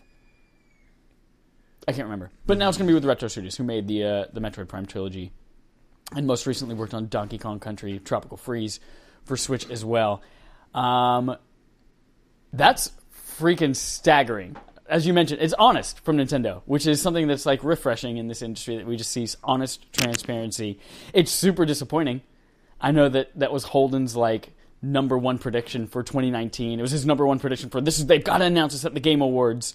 What do you guys take on this kind of reboot of Metroid Prime 4? I mean, for me, I think I wish that other companies and organizations would come forward and do things like this, because, like you said, it's very refreshing in the industry. I think that if this is what the game needs, this is what the game needs. And if it needs more time, if we have to go back and scrap everything, then I'm a happy camper, because I am very basic with my time with Metroid Prime, so I'm not a hardcore fan by any means, so maybe it affects those people a little bit differently. But I'd rather them get it right the first time, and for them to come out and say, hey, this is what's going on, we're starting from scratch. Maybe if The Last Guardian would have done that 12 years ago, maybe everybody would understand where that game was and why it ended up being at the level that it is. And so I think for me, number one, good move. Number two, if you get the past games remade and remastered or whatever, and you throw them on the Switch, gives me plenty of time as a casual gamer to catch up while you're refining this game and making it what everybody wants it to become. Yeah. I think you hit the nail on the head there with the Last Guardian thing. Part of the conversation around The Last Guardian when it came out was, this doesn't perform like a game that took 10 years to make. Mm-hmm. And this, by doing this with Metroid Prime, they've immediately hit the reset switch. No one is ever going to be saying that about it when it comes out. That 18 months they've worked on is now just out of the conversation. Mm-hmm. So you don't have to worry about that. Yeah, what took so long? Well, we know. You guys started from scratch, and we've forgiven the last 18 months of your debt. I think forgiven is probably a strong word. I shared this. So my take on it is, fine. Take all the damn time you need. I have too many video games as it is. So whatever. I shared this into my my website's Facebook group. That's a running joke that my wife absolutely hates Metroid. So she gets a reprieve. She absolutely hates it, and it's 100% my fault, and I feel bad. I played. My brother and I played 17 hours of Metroid Prime 1. Trying to get secrets while my wife was lying on the couch behind us with walking pneumonia. Oh my God. And so I thought she was asleep the whole time. It turns out she was trying to sleep the whole time. So she will never let that go. And so whenever I even mention Metroid on the podcast, or she's like, that game's not coming in the house. I'm like, well, I mean, I have to. It's for work. And then she's like, I will burn your computer to the ground. So she gets a reprieve. I'm fine with it because Nintendo would not have done it if it wasn't necessary, right? Like, they wouldn't have had... They don't scorch earth unless it's really important. And obviously that game was going to be crap. And knowing Metroid fans as I do, Metroid fans weren't going to put up with another bad... they weren't going to put up with another bad M. See what I did there? But especially a Prime game. Correct. They weren't going to put up with that. And it could do some serious damage to the brand. And Nintendo has been firing on all cylinders. And they have other stuff coming. This is fine for them. I'm excited. Yeah. I miss what Chad said completely, but it wasn't important anyway, I bet. But anyway. Right. But I think I was talking to Chad and Daniel Riguera. So he does the Tequila podcast. You should check the podcast out. It's pretty cool. Anyway, we were talking. I was mentioning that it's like Half-Life 3. Like, if we didn't hear anything from Nintendo, it would have turned to the Half-Life 3 situation all over again. So, like, be thankful, like, that we're not just waiting for them just to release something or announce something and leave us in limbo. Whereas, like, Valve has kind of like been toying with us. Like, they haven't officially canceled it. They haven't done anything. They've been toying with people for like over a decade. And they just by not saying anything. And Nintendo chose to take the honest route instead, and I think it's going to earn them some good faith going forward. It's a good karma. Plus, also take as much time as you need. I'd rather have a good Metroid game than one I can play in 2019, unless it's a good Metroid game. I don't want to play a bad Metroid game in 2019. Yeah, like if it's not a bad Metroid game, I don't want it. Listen, if you want to play a bad Metroid game, why don't you dig out your Wii? You know what? I really, since they're doing that, can we get them to sign up Drinkbox, and can we get a 2D Metroid game in the art style of Guacamelee? Ooh, I'd be down for that. There are some rumors that there apparently are some other Metroid projects that aren't the Prime trilogy being made. So I'm assuming makes perfect sense. Yeah, there'll be a 2D Metroid again. Yeah, and I was thinking about that when that happened. I was like, oh man, so they're probably going to try and fill the void, and they could definitely fill the void within like next year. Like if they went and found an indie studio and was like, listen, make a 2D Metroid game, keep it small in scope, don't go crazy, they could definitely get it done. I mean, absolutely, yeah. And man, listen, could you imagine just how awesome like a cartoonish Metroid would be? Like, totally, yeah. So, yeah, I'm in. My wife is not. She's very much not. But whatever. I can play it in handheld. That's right. The beauty of the Switch. Exactly. Do handheld tabletop? Unless it gets moved over to the new Nintendo console, which will probably be like a refrigerator or something like that. Who knows what the next system's going to be? That's fine, because then I can give her snacks, and then she'll be okay. It's fine. I know it's Metroid, but just like, wait, don't open the door yet. I need to see the screen. Just wait 1 second. Then we'll get you your snacks after this boss battle. So I think there's been some interesting stories coming out post the initial breaking news, and that's that. Like the Metroid Prime trilogy that we heard about like last month. It's like, oh, it's going to be announced at the Game Awards, and it just didn't show up, even though there were like sales postings and things like that for it. And basically, the rumors are now saying is that it was real. They just didn't want to release it if they were going to cancel the game or reboot the Prime 4 game a month later. So they wanted to delay the Prime trilogy to hold it off until it's closer to the release of Prime 4. Sure. So that's kind of coming out now. And also, apparently, one of the reasons that they got canceled was that they were taking a new approach with the development, and rather than having like one singular team within one building, like making the game, it was kind of scattered across many teams across a few countries. And like some of those teams were doing great, some of those teams weren't doing great, and they didn't feel confident in that process. So they just wanted to scrap it. Sounds like Final Fantasy VII. Yep. So like, I thought that was. I don't know, I just want the Prime trilogy. I really want that right now because I haven't played 2 and I haven't played 3, and 1's one of my favorite games ever. So I feel like How does that happen? Right? There's a story there. So tell me how this happens. So this happens. So when I got the GameCube, I got GameCube for Christmas with Metroid Prime, and it was like the only game I had for it. I was never allowed to get many games growing up as a kid, so I kind of always went for Zelda games. And then by the time that I got, I moved out and I could buy my own console, and I just didn't have an opportunity to really play it. Okay. That makes sense. Just because other things I want to play. But even that's not really true, because I actually bought the Prime trilogy on the Wii U. and I played Metroid Prime 1, and I'm like, cool, that was great. I'll go back and play Prime 2 after I've settled a little bit. And Big mistake. Didn't. Yep. Big mistake. Yep. Never replay. Listen, this is advice for your listeners. I'm an old man, okay? Don't replay when you buy collections. Don't replay games you played before, because then you'll stop after that. Unless you take like a week's vacation or something, and you're going to churn through that. Don't do it.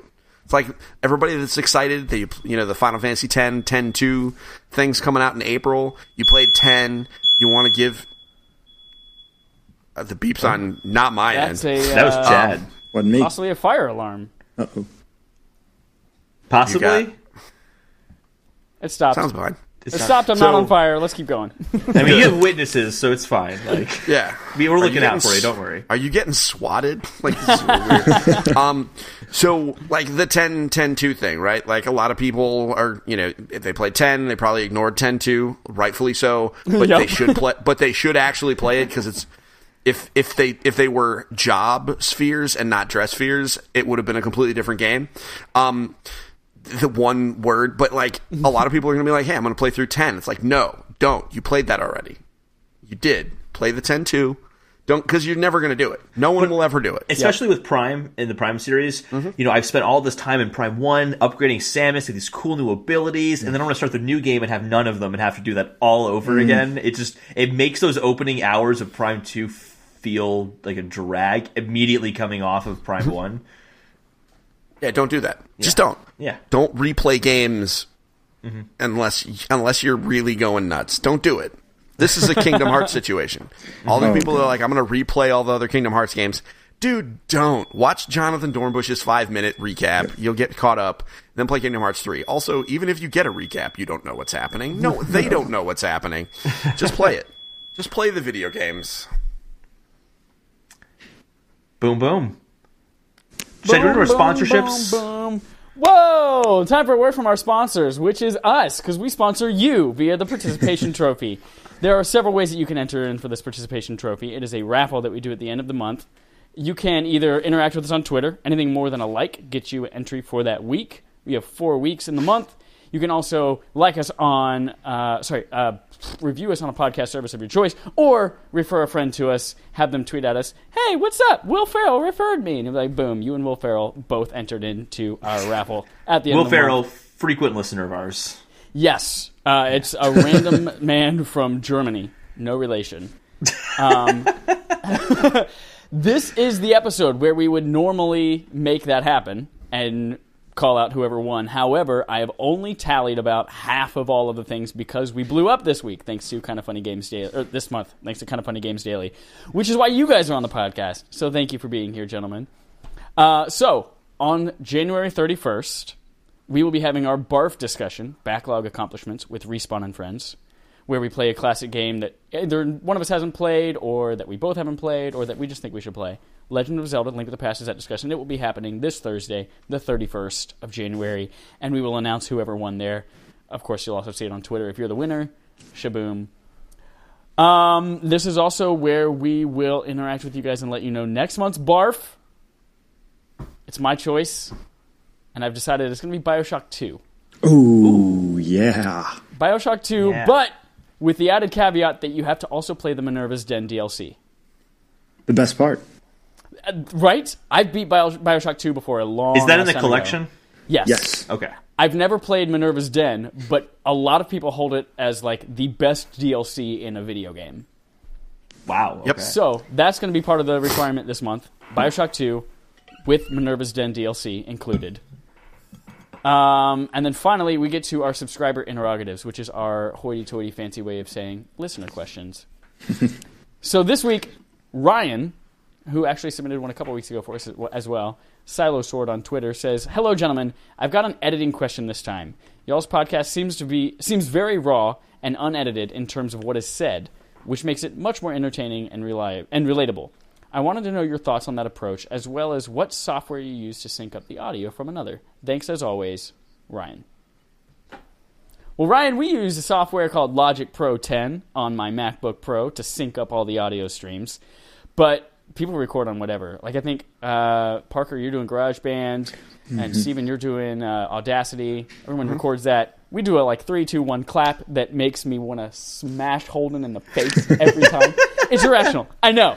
But the way he counts down 3, 2, 1, it just makes me want to stab you in both eyes with the same ice pick. But, we bring those all in. Steven and Parker have heard this. Do you guys agree? Should I keep doing it that way just to piss Chad off? I mean, I always vote for trolling when it's good-natured. And I'm also in favor of trolling and tradition, so you can't stop now. Yeah, exactly. That's right. If you did it any differently, I would be upset as well. Yeah. But, so we clap, and I match up the audio waveforms manually with that clap, and it usually works out just fine. But Holden, our approach is we're not going to edit anything out. This fire alarm, you peeing on your dog, that kind of stuff. What are your thoughts on that? I think it makes it more fun. Honestly, I don't like the idea of scratch that. Let's just go back and retake that. It's a conversation. I don't know, this hear our conversation play out. I don't know. I don't want to have I don't think of it as a show. Even though we have show notes, and stuff, it's a conversation that's structured. Yeah, and I feel to edit it would break that. Here's the thing: yes, there are benefits to us doing it that way. It's fun, it's relatable, as you mentioned, it's entertaining. There are downsides.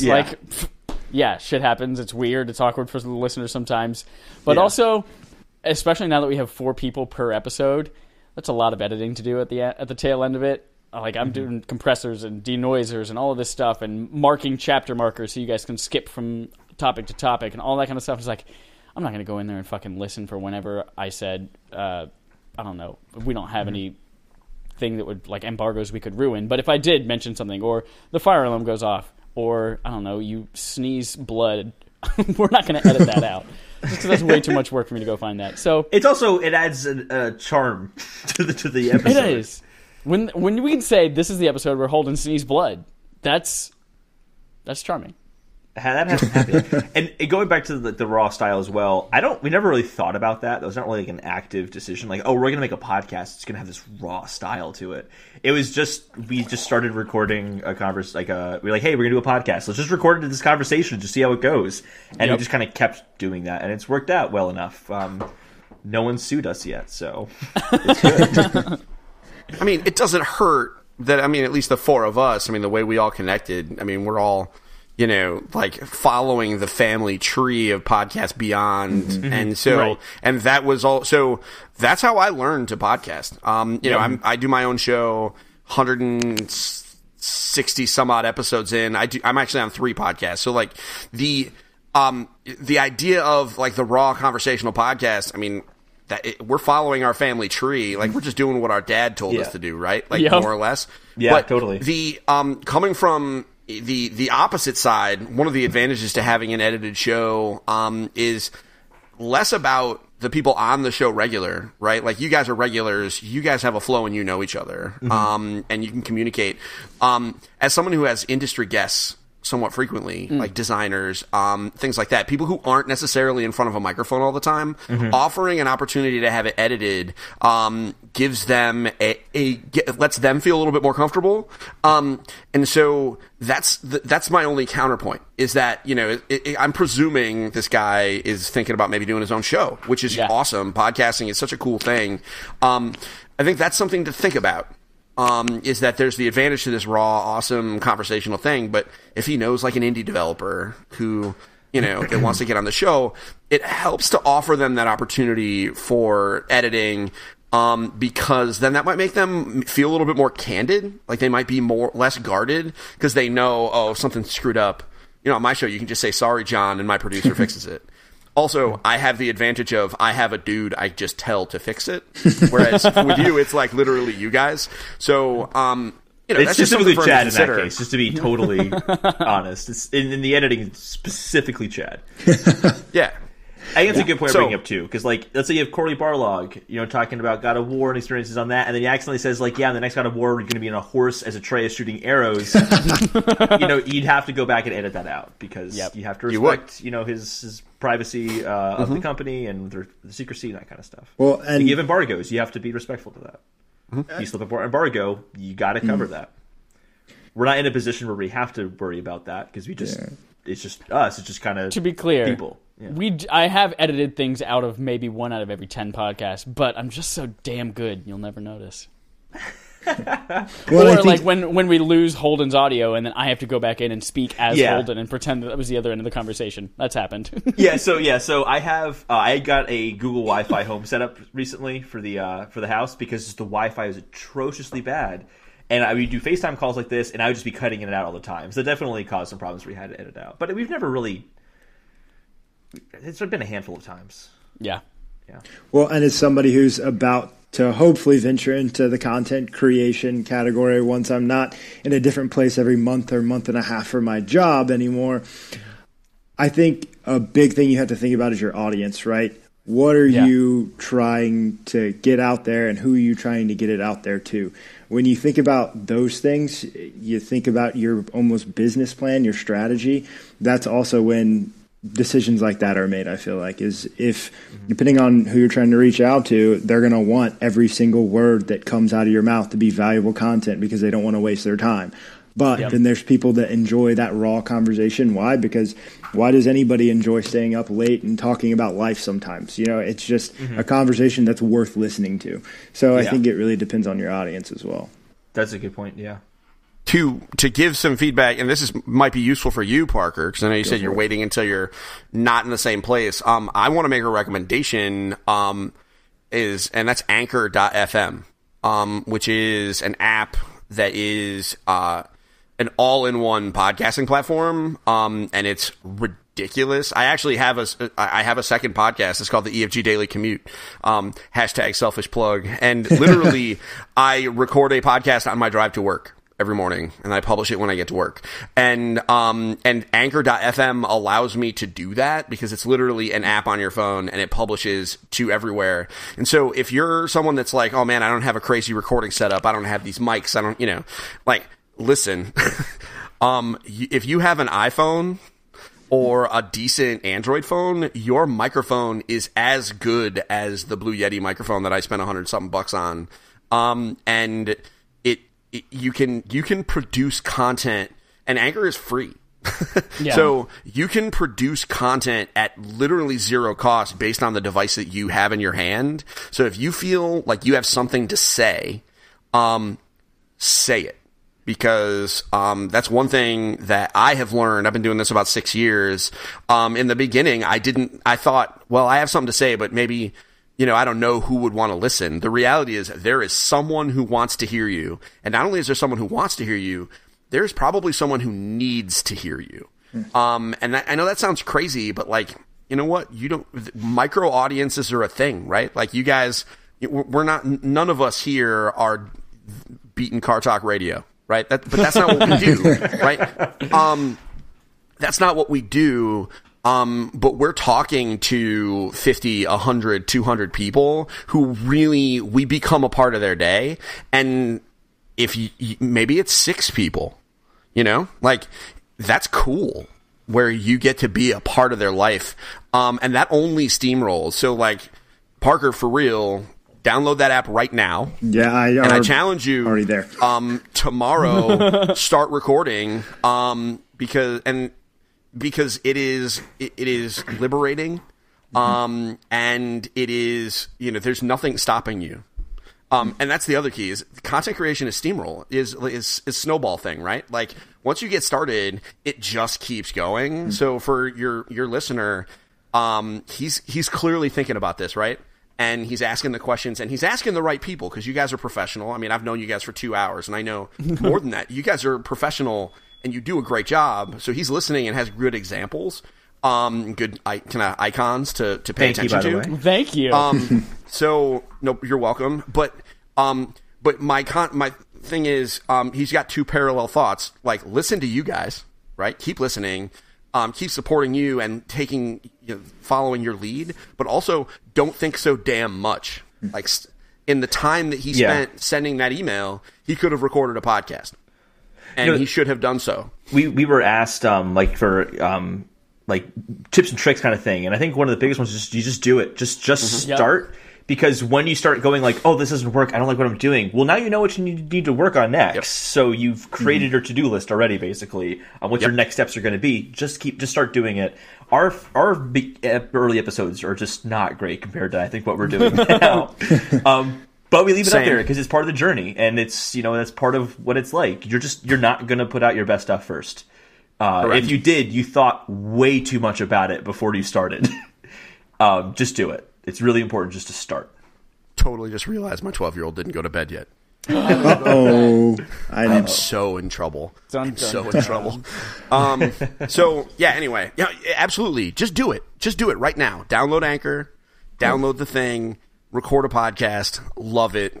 Send us the links because we want to support I want to support people. Amen. Do the thing. Yeah. Do the thing. And also, too, like... Go ahead, Parker. Go ahead. No, I was just going to say, I mean, that's very inspirational just for me, just because I've been battling that mental battle that you just brought up, and I've given myself every excuse not to do it, and I have thought about it way too much, and now it's time to just jump off the ledge and hope that, I land in the water. Yeah. Oh, yeah. And you will land in the water. It's a giant lake. You will land in the water. Man, listen, if you listen to my first podcast, holy crap. I didn't start reading like a script on my podcast or have show notes for like 100 episodes. Yep. And then I decided to do it one day and I was like, oh my God, it's like a whole nother world. But you know what? I go back and listen to the other podcasts. As much as they are painful for me to listen to, they really weren't bad. And you just got to give yourself credit. If you consume content, that means you know what the content looks like. Like if you were trying to do a podcast and you had never listened to the radio before, yeesh, that might be tough, right? But like, you're making you're like somebody trying to make a board game. You've played board games before. You at least have some kind of an idea, right? And then it's just a matter of getting your personality to shine through. And assuming you have one, which by the way, Parker, you do, you have a marketing thing. Like, come on, you do recruitment. I'm sure that you've got your marketing persona. Just put that behind a microphone and I'm sure you're going to be fine. That's a good tip. Hashtag pep talk. Yeah. The other, building off of that too, I was actually kind of thinking back to like, stand-up comedians that I've kind of followed and like advice they've given, which isn't obviously comparable exactly to content creation, but they'd say that, I think Jerry Seinfeld said this, you don't find your voice as a comedian for like 6 or 7 years. You just, you do it and you fail and you try again. And like through that failure, that's where you find out what your voice is. So like, don't be afraid of failing because that's what's going to make you unique. And if you're not failing, then you're not unique or special in any way. Just fail all the time. Listen, well, I mean, there's a quote about that. I'm actually going to get it tattooed on my arm, is the idea of fail more, fail better, right? Yeah. Like, because you can't, assuming you are self-reflecting, we're getting super deep for a video game podcast, but whatever, this is good stuff, right? Like, assuming you are in that cycle of self-reflection, which as gamers, we by default are, right? Like you die in Dark Souls, you know why, right? You fall in the pit in Super Mario Brothers, you know it's because you hit that button wrong. You lose in Street Fighter, it's because your buttons were bad, right? Like, we're used to that self-analysis. So as long as you're in that loop, right, sure, and you allow it to be a gameplay loop, and you self-reflect, you can't help but improve. That's we've spent our whole lives doing a thing, failing, and fixing it.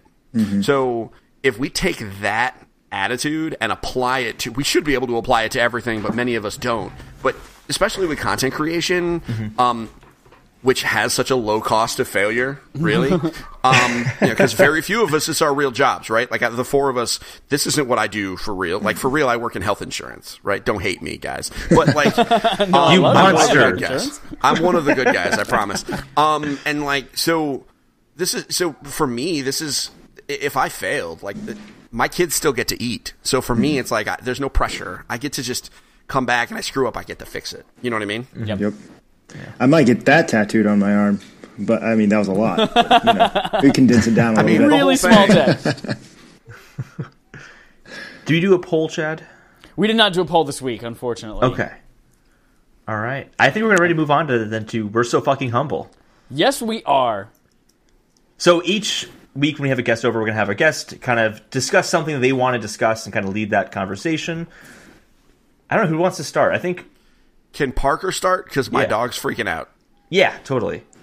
Go for it. So if you want to introduce your topic, Parker, we'll catch Steven back up when he gets back. Yeah, for sure. And we're so fucking humble, you can go for it. So originally, I was going to, as an Xbox fanboy, I don't know if you can hear me right now. It's a little frozen. We lost the audio just at that moment. And I heard we're Frozen. back. Let it go. Are we good? We're good. Okay. I can see you again. We can see your face again. Can you hear me? What Yeah. a great face. Yeah, I can hear you. Okay. Wow. And we're back. So, originally, I was going to, as the Xbox fanboy, ask your opinions on how Xbox is going to bring it back. We kind of touched on that a little bit. So, just making this one up and pulling it out of thin air, I want to know, and I want to talk a little bit about everyone's game that added to who they were as a person, whether it was growing up as a kid or in the last few years, whichever experience sticks out in particular. What game has influenced your life in a positive way and has contributed to who you are as an individual? Wow. Deep stuff. I mean, this is going to be, I think, an easy answer and an obvious one for people who have listened to me talk for, on the podcast before, but the Zelda franchise was integral to just my love of games. My appreciation of music in a lot of ways comes from that. I don't really recall what music I listened to as a kid. I don't really I know I listened to some Green Day and stuff like that, but it doesn't stick out. I remember the Zelda songs more than anything. I remember going to school and being like, okay, so I've got the third Triforce piece in Wind Waker. I don't know where the other ones are, and I talk to my friends, and I don't know, a lot of my social bonding came from those Zelda games. I don't know. I didn't come to my own until after high school, I would say. And my most memorable moments of childhood were talking to people about Zelda games or what we were doing in those games. I don't know, that franchise was just, if I'm thinking about a game that impacted me the most, it's probably that, I would say. I don't know. So the question of the hour is, which game impacted you the most?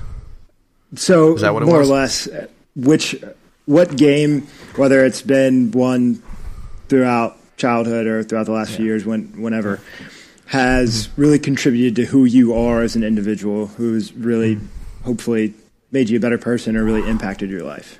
Yeah. Ooh. Chad, you go. I got to think. Yeah, it's a hard one to think about, honestly. Zelda, just because it's a big game, I don't know how it impacted me as a person, though. It's tough, yeah. So I would have to. This is going to be weird because I just dissed Breath of the Wild earlier. But off the top of my monster. head, off the top of my head, I would have to say it is the Zelda franchise. As a kid, especially I started with Ocarina of Time and then went back and played Link's Awakening and stuff like that on Game Boy. But what that really, all of these video games, those especially, they really teach so much about problem solving and critical thinking that I interact with so many people on a daily basis who, like my roommate. My roommate is like, "Oh my God, Chad, something's wrong with the TV." And I was like, "Okay, cool, what's going on?" She's like, "I don't know, it's doing this thing." And I say, "All right, what have you tried? What troubleshooting steps?" "None, I just called your name." But in Step Zelda, 1, call Chad. Yeah, in Zelda, when you get something, oh no, there's a locked door. You don't just stop. You think, all right, what's around here? What's different? What do I have control over? What can I manipulate? And you start to look at things differently and from different angles, and you problem solve, and you engage your brain in a way that develops these critical thinking skills that make you independent, that make you someone who sees the world as a puzzle or a challenge, and if something goes wrong, you can observe what's around you and what you've done and what you have available to you to fix it or make it better. And you're not always relying on someone else to immediately just give you a solution or an out. Except for playing Ocarina of Time and Navi's there to let you know what the out is. No, you always ignore Navi, whatever. But those kind of games, Zelda especially, really helped kind of build those skills in me.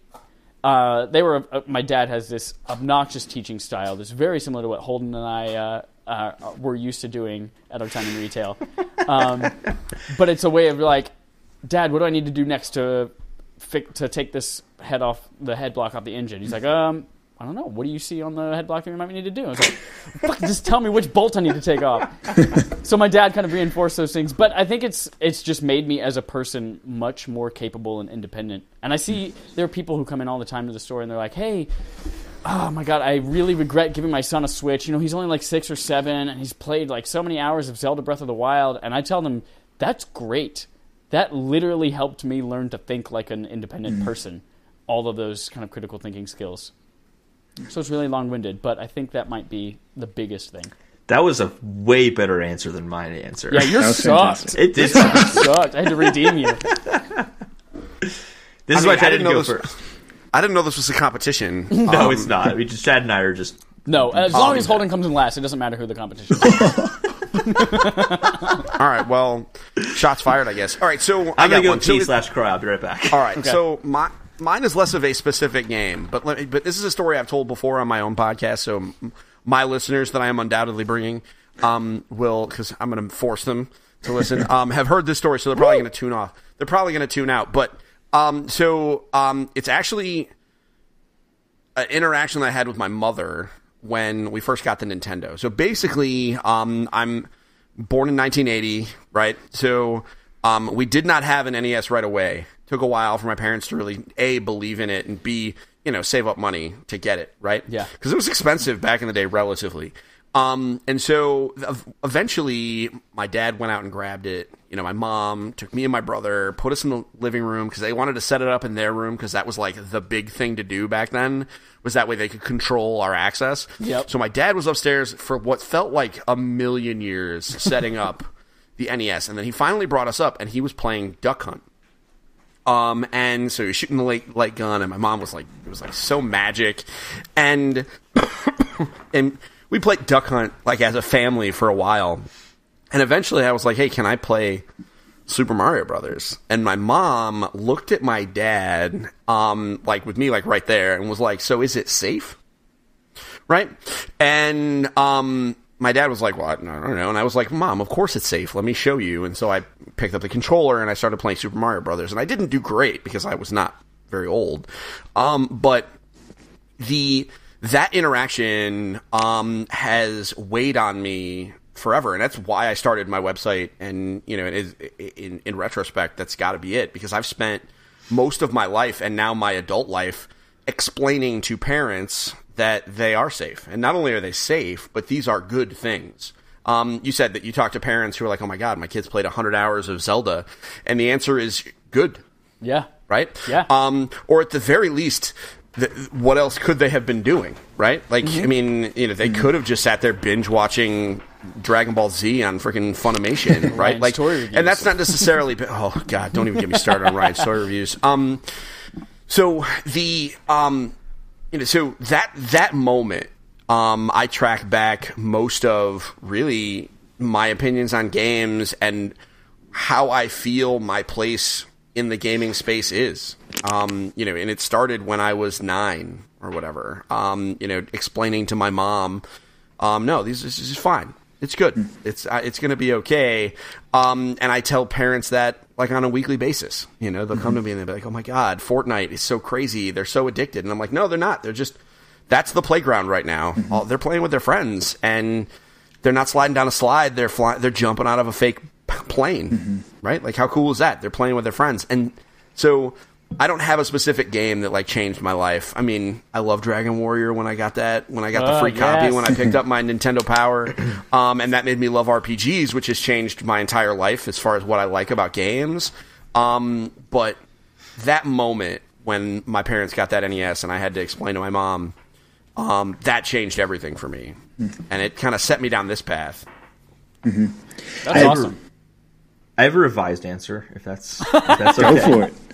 Because I took a potty break. No, I needed the moment. And no, so I think what I had a hard time with is that I didn't play many games growing up as a kid. It was Zelda. So it's like, well, I'll just pick Zelda because like that's the only thing I really played as a kid.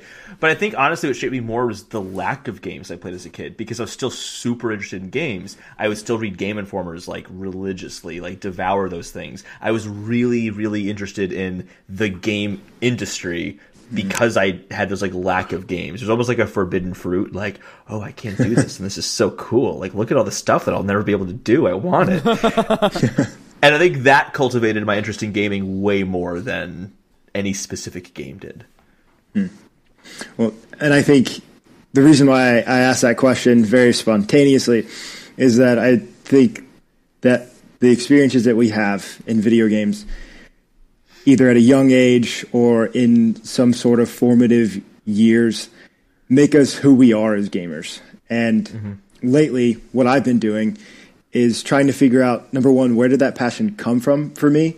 And why am I so adamant in becoming a part of this industry? Granted, my overall goal isn't to be a content creator and have that be my primary source of income. My goal is to be a marketer, a recruiter, a creative account manager, so on and so forth, for a video game developer, for Microsoft, for Sony, for Twitch, so on and so forth. But I've been thinking lately, why is that passion there? And I thought about my experiences growing up where, yes, video games for the longest time and still are such a social playground, as we were just talking about a second ago with Fortnite. But I think even more so for me growing up, I enjoyed video games because it was something that at times would bring my family together, bring my friends together. But the times that I remember the most are when I had to make decisions that ended up making me or my character who they were.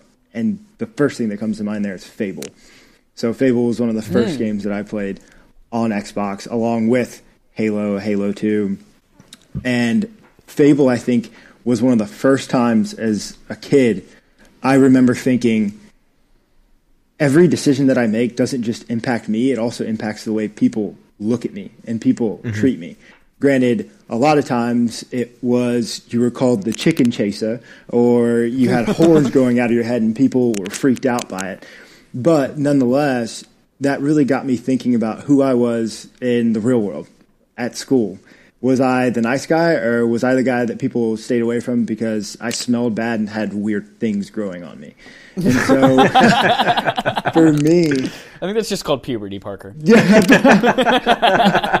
Fair enough. That was around that time. So, I think that, along with so many other games between now and then, just are a constant reminder of what I do doesn't just affect me, it affects the people around me, and it also affects my reputation and the way I'm looked upon. And I think that Fable is kind of what started that for me, and it's really got me thinking about, am I the hero in my everyday life to the people around me? Am I making a positive impact on the world? Because even in Red Dead, I try to be as evil as possible. I'd try to bring myself to killing everybody on the train when I robbed it, and I 9 times out of 10 do the good doer thing. And so it's really, I think those experiences have really made me into who I am today, because I'm always trying to create a little bit more of a positive environment, which is why I love the gaming community so much, is because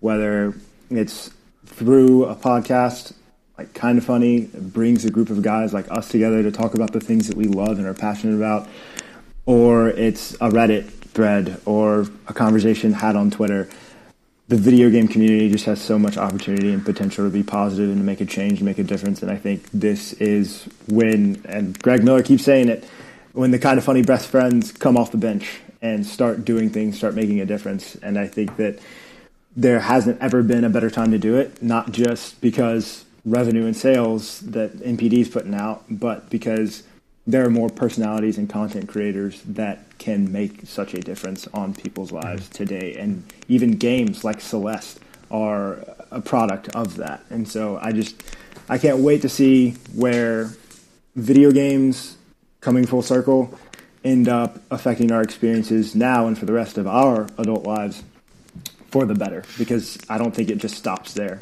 I think that games are going to continue to come out and make that kind of a difference. So it's why I'm here, and that's why I love it, and that's why this is so inspiring, and I really appreciate the conversation. That's awesome. Cool. By the way, I love the quote you said, "Am I the hero in my own life?" That's going to be our quote slide of this week. Cool. Am I the hero in my everyday life?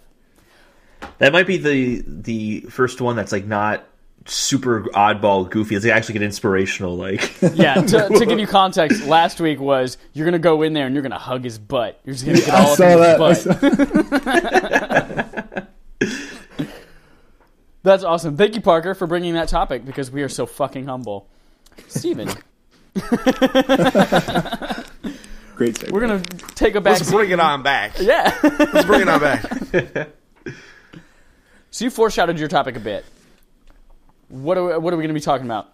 All right. Well, I'm going to continue with my topic, but what I really want to do is argue with you about Breath of the Wild for an hour. But I'm not going to do that. That sounds like a great side quest episode. I'd love to. I'm 100% inviting myself back on the show so we can fight. Interested. I would love to have you and me versus Chad on why he's wrong about Breath of the Wild. Do you like Horizon Zero Dawn? Love it. Oh, yeah, absolutely. Okay, so you guys will have one against me not liking Horizon Zero Dawn as well. Wait, you don't like Horizon? No, I wasn't. What is wrong with you? Literally, the only reason why you can't play Horizon is because it doesn't have gyroscopic aiming. No, that's not the only reason why. That is a contributing factor, but I just did not like aiming with the bow. Because I went from... I won't get into it. Steven, we're so fucking Steven, humble. We're humble. Steve, what was your topic? Dude, my topic right now is why isn't Horizon Zero Dawn one of the best games of all time? No, I'm just kidding. I'm totally coming back, and I'm fighting you, and I'm fighting you. Okay, so so here's my topic, and it's a funny topic because it literally just came up today. So I have a 12-year-old. He's going to be 13 in a couple of months, and so we're getting to that point where it's like, all right, is it time for Headshot City? Right, like, you know, I run a family gaming website, but he's a mature 12, right? Like, he's not a little kid. Mm-hmm. And so, like, we've been thinking about, like, are we going to let him he's been asking, can he play Assassin's Creed? Can he play whatever? And so here's an interesting conversation that I had with my wife today. Late last year, I was like, you know what? I think we should let him play God of War. Because I think it's fantasy violence, and it's really, those aren't people. Like, it's gross, but, like, they're not people. And it's also, you know, there's no, and I think it's a great story. And as a kid who I presume will one day be a dad, I think some of those are some lessons that would be super valuable for him. And as a dad, I'll tell you what, I learned a lot from that game. Yeah. Don't be sorry, be better is a quote that everyone needs to pay attention to. Because it's absolutely true. And my wife was like, no. And she watched part of the game. And I was like, well, how about Assassin's Creed? You know, he loves Greek mythology. What about Assassin's Creed Odyssey? And she's like, no. Okay. We're listening to Podcast Beyond this week, which was all about Resident Evil 2, the remake. And we get out of the car, and my wife goes, so are we going to get Resident Evil? And I was like, of course not. And she goes, oh, well, I was thinking maybe the Evan would want to play it. And I was like, what? Not Assassin's Creed, but Resident Evil, the gorgeous game I've ever played in my life. So here is but then she had me thinking about this, because she's like, well, you know, I remember watching horror movies with my mom. Mm-hmm. And that's absolutely true. And I think, so my question is, for the panel, that was just setting it up. Here's my actual question. Does horror get a pass? Yes. And because I don't recall any other genre where parents like celebrate watching stuff that kids shouldn't see with them. Like, nobody's like, yeah, I let my kid watch Terminator. Yeah, like, nobody does that. But like, tons of people are like, oh yeah, totally, I watched it with my kids. Yep. Does horror get a pass? Yes. I think it does. Yep. Should it get a pass? Well, I have a 7-year-old brother and a 13-year-old brother. The past 2 years have literally been, what horror movies are we going to show the kids? And like, they went through It. They went through like the House on Hunting Hill, like the Netflix series. They've gone through the Paranormal Activity movies. They've gone like through some zombie movies. Like, they've gone through to like horror stuff because I don't know. I think there's like it's fake, so you can kind of more easily play it off as like, this is horror, this is paranormal, this is fake, this isn't real. You've been afraid of monsters, like, you're challenging that almost. Whereas, like, when it's real life, if it was, like, Grand Theft Auto, and it's like, no, that violence can really happen, that's a different thing. Here's why Can it, though? Like, Grand Theft Auto, I view Grand Theft Auto as almost as comically crazy. It's satirical, yeah. Yeah. But the idea anyway. You could go up to a car and pull that person out of a car in real life if you really wanted to. Like, you'd have to be a complete monster, but, like, Dawn of the Dead's never going to happen. Resident Evil's not going to happen. I think it gets a pass because when you watch a horror movie, you know the killer, the guy stabbing all the people, chainsawing all the people, you know he is painted as a bad person. These are things you're not supposed to do. They are the scary. They are the bad guy. Mm-hmm. And when you play things like even the new God of War, for example, he shows remorse for a lot of the killing that he had done before, and he tries not to kill if he doesn't have to, that kind of stuff. Whereas when you play something like Grand Theft Auto, where you have full agency and you are controlling the narrative, I think that's whenever it gets dicier. So I think horror does get a pass because we view it as, yes, this is the wrong thing, this is not something we should be doing in real life. And that's kind of the message that we see. It's unambiguous. Yeah, that's a good point, because horror has always been something to question, and morality is questioned a lot in horror. So you can kind of bring up those kind of questions as well. And those in a way fables, like teaching you life lessons about things you shouldn't be doing, but in a murder type of way. Yeah, but if you look at like so many children's stories, they're kind of all horror stories. Like Hansel and Gretel, that's a horror story. Like it is. It's just played up nicer. I see why you're saying they should get a pass, but I just don't know personally if I think they deserve it. Just because I remember growing up and some of those things, some of those horror movies like It, I happened to walk in on my mom watching it, and she was like, you can come in and watch this movie with me if you'd like. And that movie also just haunting my entire childhood and even into high school and those years, it still freaked me out a little bit. And now I go back and I watch the new version and absolutely eat it up and love it, and horror movies are enjoyable for me. But in those younger years, I don't know what good they even could have done other than keeping me up late at night. And I don't know. It just, because they can get pretty gruesome and they can be pretty realistic.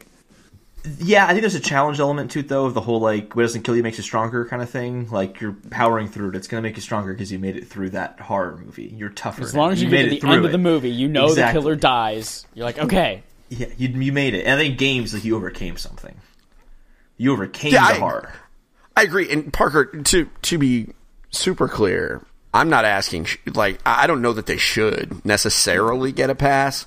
But I just found it really interesting that, like, my wife, who, you know, I run a family gaming website, right? Like, so I talk a lot about, like, Mario Kart and Cat's Quest and, you know, whatever, right? You know, Fireball Island on the board game side and all sorts of stuff like that, right? But, like, and a lot of times I am kind of reminding folks, like, all right, so God of War came out today and, you know, he's got a big axe, so he does stuff with it, you know, right? So, you know, and so I kind of talk about some of these games, you know, and it's always like, it's the horror games that kind of get people's attention, where it's like, oh, well, Resident Evil 7, you know, it's just scary. Like, and I'm like, well, no, not necessarily. It's not just scary. I mean, there's just some really crazy stuff going on in that arm house. Gets sawed off. Yeah, for real. So, and it really caught me off guard that my wife, who has been very, like, she's pushed back to, you know, we had a big discussion about whether or not we were going to let my son play Destiny 2. And ultimately we did, because I showed her what the game looked like. But even then, like, through some of the segments, she was like, wow, this is a little intense. And I'm like, if Destiny 2 is a little intense, then Resident Evil is like, I think that's Richter scale stuff. If you wanted to find a better balance of, like, it's horror, which sounds like your wife's more into, and a really good gameplay experience that is more mature, why not Last of Us? Well, and that's something where, and that ultimately, we're not going to do that one. The real people aspect of it? Because I think that where my wife is coming from is that zombies are zombies. And I think a lot of it with Resident Evil is specifically because zombie fiction is its own thing. It's completely impossible. And admittedly, yes, The Last of Us is a zombie thing, which somehow I played it and like got to the point where it was out and started playing it without realizing that it was a zombie story. I don't know. The marketing worked. I barely finished it because I can't with zombies. I have like super, like basically PTSD, like with, it's bad. But so you're not playing Resident Evil 2 then? Oh, I'm never going to touch that game. I respect it. And this is what I say on my show. I say, I'm happy that it makes you happy. How about that? Like, I want all the success in the world for that game because I know there's a whole lot of people that are really hungry for it. And it sounds like it's doing exactly what it needs to do. They don't need my $50. I'll play Kingdom Hearts. I want to dual wield Keyblades with Mickey Mouse. Thank you. I'll do that. I want that too. But yeah, I thought that would be an interesting topic just to hear, some other grown-ups and what they thought about the idea of horror getting, quote unquote, getting a pass, because it just hit me like, what do you mean you're okay with him watching? Like, do you know what happens in this game? One quick note too: horror games I think tend to be a lot more graphic than horror movies. Oh yeah. So that might be a reason to not do horror games, but do horror movies, because you can get a good PG-13 horror movie. There's no good T-rated horror game. I tell you what, let your wife play the one-shot demo in the dark with the lights off, and then let her decide. I told her that. It's no longer available, isn't it? Oh, wait, it's 4 more days. Yeah. So she's going to do that. No, she's not actually, because tomorrow night I'm getting Kingdom Hearts and she's not touching my PlayStation. So, the one-shot demo's on Xbox, right? Yep. Yeah. So she can play it on the Xbox. I'll move that to my workstation. But, or she can watch a YouTube video. Like, I'm sure somebody's streaming it. Yeah. But yeah, you're right. Horror games, because they've got that, because they're also personal, because you're controlling it. It's just really interesting. It never occurred to me that she would be like, yeah, let's let the 12-year-old play Resident Evil. I always thought we were going to lean in with like an Assassin's Creed, or maybe God of War, or like a Hitman or something like that. Exactly, something like that was... Or a Manhunt 2. Manhunt 2, yeesh. Exactly. One of those things that's like, not Grand Theft Auto or Red Dead, but like something that was like comically like a fantasy thing that just happens to have violence in it. I thought God of War was his best shot. Why not Dark Souls? It there's a horror-ish element to Dark Souls. It's fantasy. You're never killing people in that game.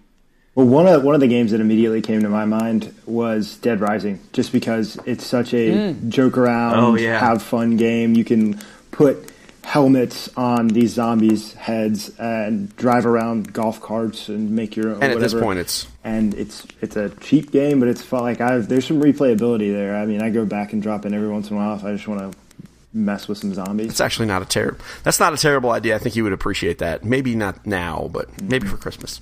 Yeah. So that's my topic. I really appreciate you guys discussing that with me. No problem. Thank you. Chad, do you want to host us on this Game On Game Show? Let's do it. Welcome to Game On Game Show, where we play a game on our game show. The gaming on the game show on games. Again, usually this turns out to be Video Game Would You Rather, and it is, of course, Video Game Would You Rather, where we go through 5 scenarios and just kind of chat about which you would rather do. As usual, they start tame, and then they get kind of weird and crazy. So we're going to start with one that is... Okay, one gaming IP has to die. This one's technically not a Would You Rather. I've always wanted to play one of these. One gaming IP has to die, and you have to Eternal Sunshine it from your memory as well. What do you choose? I'll let you know I created this thinking about the Metro franchise. The reason I want this to die and to erase my memory is because its marketing works. And we played Metro 2033 as one of our barf games last year, and I didn't like it at all. It was an awful slog. I finally made it through.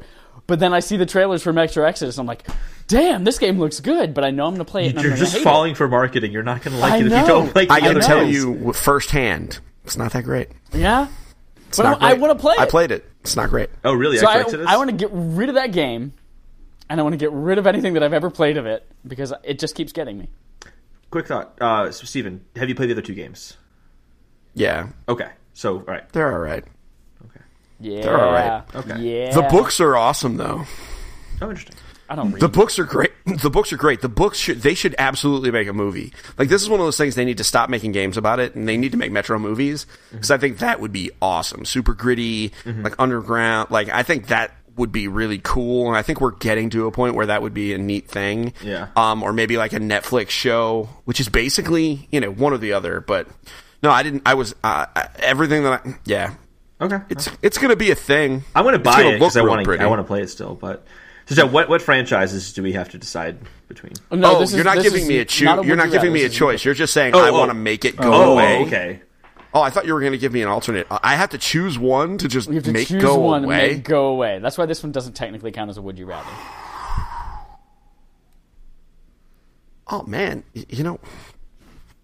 this is tough. This is real tough.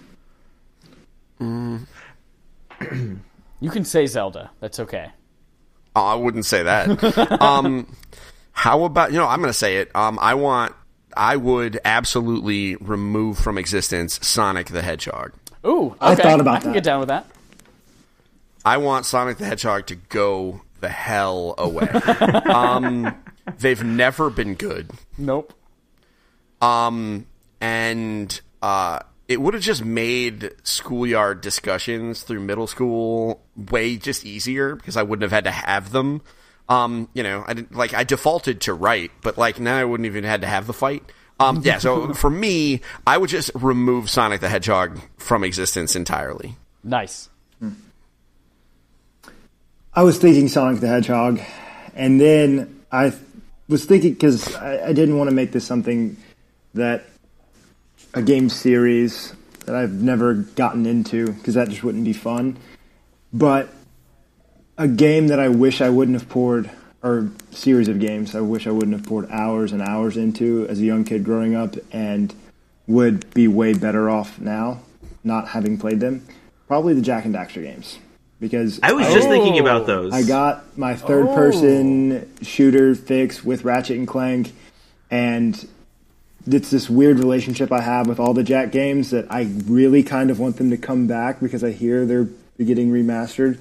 But then I'm like, and I also hated the platforming, and I spent hours in my bedroom screaming at my TV, and my mom yelling at me about screaming at my TV because of Jak. And so I think my life would just be a little bit better without that, and I could have consumed those hours playing so much else. All right. I'm surprised it hasn't been said yet. Call of Duty. Fair. Because it's really not... You're also wiping out the gaming industry with that. So. Yep. It's just, for me... Well, actually, no, I'm going to change it. I'm changing it. Want to know what I'm changing it to? And it's equally going away with the gaming industry. Just any sports franchise. Just because I just don't care. You monster. I just don't care. I just don't care about sports in general. Go throw a football outside. You don't... Counterpoint to that. It's a very self-centered response, by the way. Yeah, I know. Counterpoint, though, sports video game sales are one of the things that is pillar of the industry. You would have no video game industry without sports games. EA, they can make any other game that they have because of FIFA. Yep. Mm-hmm. Yep. Also, FIFA's really good. And just because, I get so excited for E3 press conferences, I'm going to watch this whole conference, and, they're talking about sports games. Why? Why is Pele on stage? Yeah, people are going to buy FIFA if it was at E3 or not. Why are you spending so much time talking about it? Because investors like to hear about FIFA. I know. Yep. This is stupid. And EA doesn't do that shit for us, bro. I know they don't. But this is a self-centered answer and a self-centered universe. That's fine. Where E3's only exists for holding Christopher Adams apart. I can't help. Can I add another one? Yep. Yes. Can I add another one? Because now that you've given me the hand of God, I would like I would like Gears of War to go away. Oh, okay. And here's why. Just make more Halo games. Realistically, I think Gears of War is a stupid, useless universe. It's just really dumb. And big ups to all the people that like it. I'm happy you're happy, but if this never existed, then you would have just loved the Halo games that would have been made in place. Yeah. So just make that. I'd be down for just more Halo, but with a chainsaw gun. I'm going nuts. I can think of tons of franchises now I want to get rid of. Well, we'll have to save those for another day. They're controversial, too. They'll piss some people off. I almost said Pokemon, so... I almost said Smash Bros. Whoa! You two are out of your damn minds. All right, you two are out of your damn minds. We're going to have a fight episode where we all just get on and yell at each other. Question number 2. I'm in for that. 100%, by the way. Another tame one. Play an Avengers video game, but you only get to play as Agent Coulson. Or you play a Justice League game, but you only get to play as Alfred. Oh, man. I would play Agent Coulson in a minute. In a hot minute. Yeah? Yeah. So, I always play support in every game I play. I'm always the healer.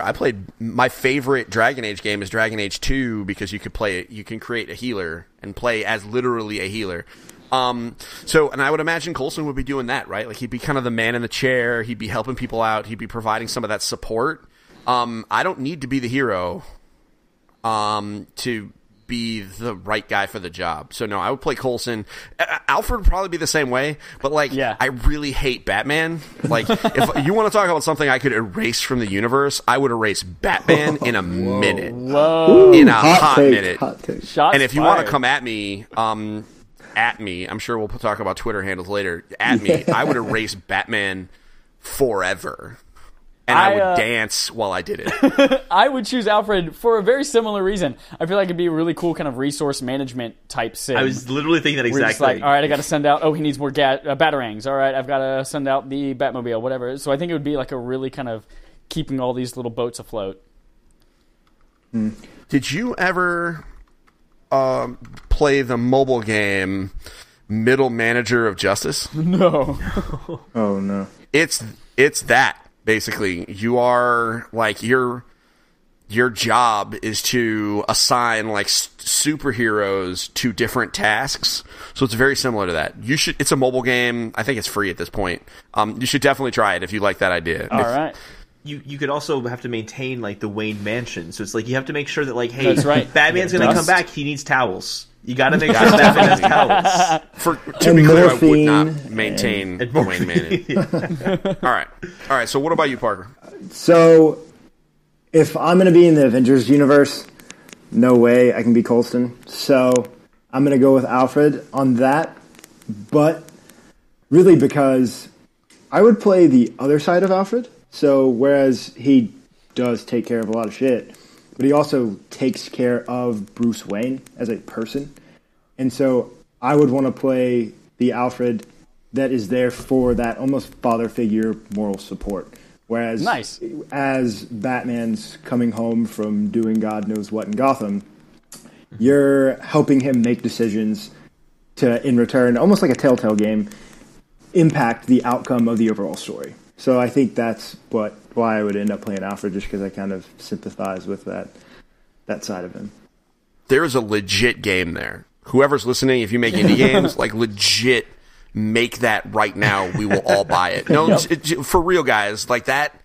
Strip Batman out, because as soon as you put Batman in, I'm not buying it. But like if it's, if you're playing like the guy who comes back and is in charge of debriefing superheroes and like helping maintain their mental state, kind of like Darkest Dungeon kind of stuff. Mm-hmm. Oh, like, yeah. listen, there is a game there, and it's free. Just take it. Just take it, because papers. We're not going to you make have it. to like make sure you tell them the right information on there. You brief them properly. If they don't, like Superman died because you didn't give him the right information. Sent him to the wrong place, or Yeah, thought like he he was went fight to a somebody. planet of kryptonite because you're an idiot. You didn't know like not to send him there. Like Yeah, no, I'm down. There is a game there, Parker. I would play that. Yep. I'll play that. Unless it had Batman in it, at which point I would not. Because I hate Batman. Question number 3. You have two options. Would you rather strategy guides, wikis, and walkthroughs didn't exist, or every game had a mechanic similar to the Funky Kong and Donkey Kong Tropical Freeze, where it's basically you're invincible and you can just skate to the end of the level? totally that one. I'd much Why? rather have that because I always feel really bad if I go online to look at something and figure it out, but I won't feel as bad if it's like, oh, well, I'll just get past this one part, then I can continue doing the rest of the game. But that can become tricky, though, because like in Breath of the Wild, I need to find this this thing to get over here. Actually, not Breath of the Wild, but like another Zelda game. I have this thing to get this over here, and how would a Donkey Kong or a Funky Kong character like help with that? Like, it would be like you might just be able to like walk all right, me boom, I've got to where the I need key to go I need. immediately. Like all the doors are unlocked, something like that. So to be clear, everything would be better if you were Funky Kong. That's step one. I mean, that's my counterpoint to that. Not that I'm full of counterpoints, but I kind of am. Everything would be better if you were Funky Kong. Could you imagine? Chad, tell me, would Breath of the Wild have been boring if you were Funky Kong? Oh, most likely not. Exactly. Most likely not. Case in point. I'm kind of with you, but I can always figure out a way to execute if I know exactly what to do, right? Mm-hmm. Like, my problem is I'm just really stupid. So figuring things out is really hard, and I'm not very patient with some of that stuff. So I do not feel bad. The IGN Wikis team works so hard, and I will give them those clicks for and I will gladly look up the cheats and look up the walkthroughs. Because that's the advantage of living in the modern era. Mm-hmm. We have access to every piece of knowledge ever gathered by humankind. If one of those pieces of knowledge gathered by humankind is how to find that stupid doohickey to do the other thing with the stuff, I will go look up that YouTube video as long as it's not just some schmo that's like, hey, it's your boy. Yeah. It takes like 2 minutes to get into the video. That's so true. Oh my it's absolutely true. That's true. I would definitely take that Funky Kong route too, just because as an adult, I ain't got time to waste. Yeah, I've got. I can't be figuring stuff out. I'm on the same page. If anything else, for the Fortnite challenges, my God, or that one particular artifact that I couldn't find in God of War, one of those goddamn crows. One of those things would make me lose my absolute mind. There's a reason why I can platinum things, and it's because of wikis. Yep. Number 4. This is where we start to take a turn. Which Overcooked-style government shutdown game would you rather play?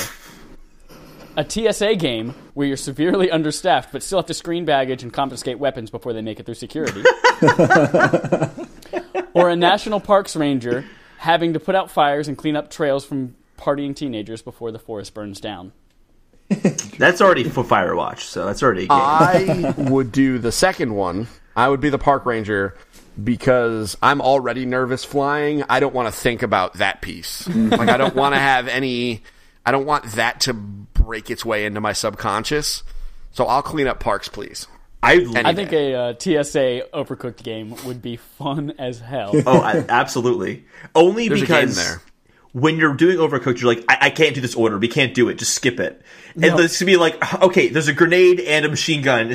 Like, which one do we let go by? Because we don't have time for all of them. But wait a minute, this old lady left her shoes on. Damn it. Well, at TSA Total War, it would be like that in a video game. It's like that in real life. I fly enough. It's such a shit show, especially when... and there's a lot of people out there that don't know what they're doing. There's very few people that do because not everybody flies all the time, and I understand. But my God, if I could just play that game, if nothing else, to help myself understand a little bit more why it is so crazy, then maybe I wouldn't get as frustrated when I go through TSA. Or maybe I should just buy pre-check and stop being a cheap asshole. I don't know. Question number 5. Here we go. Would you rather... there's a precursor to this. Games like Assassin's Creed Odyssey allow us to choose our gender and our sexual encounters. Which mechanic would you rather see implemented into Assassin's Creed Odyssey? Pregnancy or sexually transmitted infections? Pregnancy, 100%. I want to see what kind of crazy kid Cassandra pops out. Think about the implications on the gameplay, though. You are going into combat and trying to be stealthy, 8 months pregnant. You gotta pee every 20 minutes. Then it stops...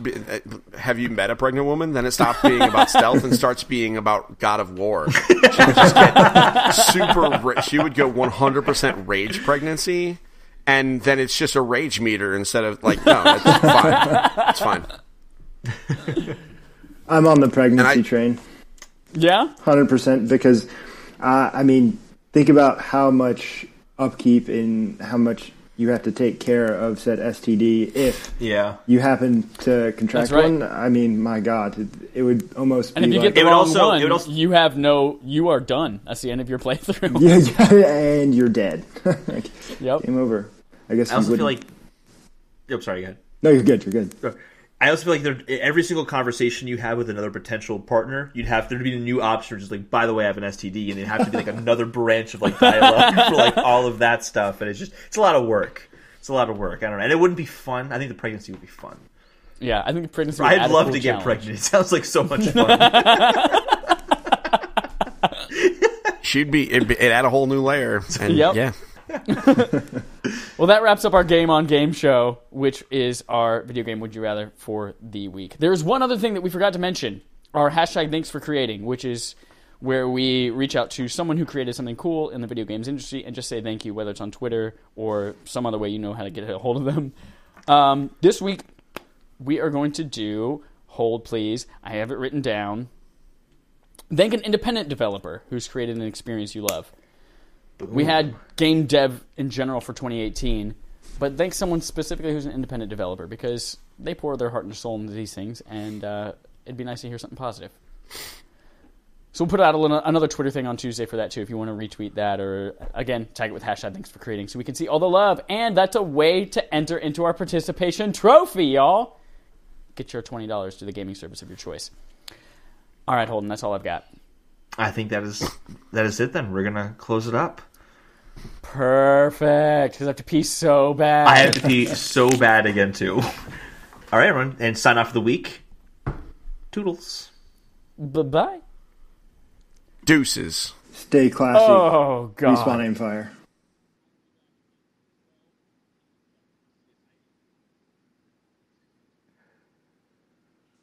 Ooh, goodness.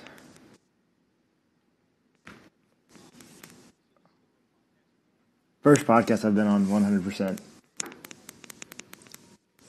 Yeah, I noticed we were going a little bit long, but it is. I'm about to have to get off and do some work.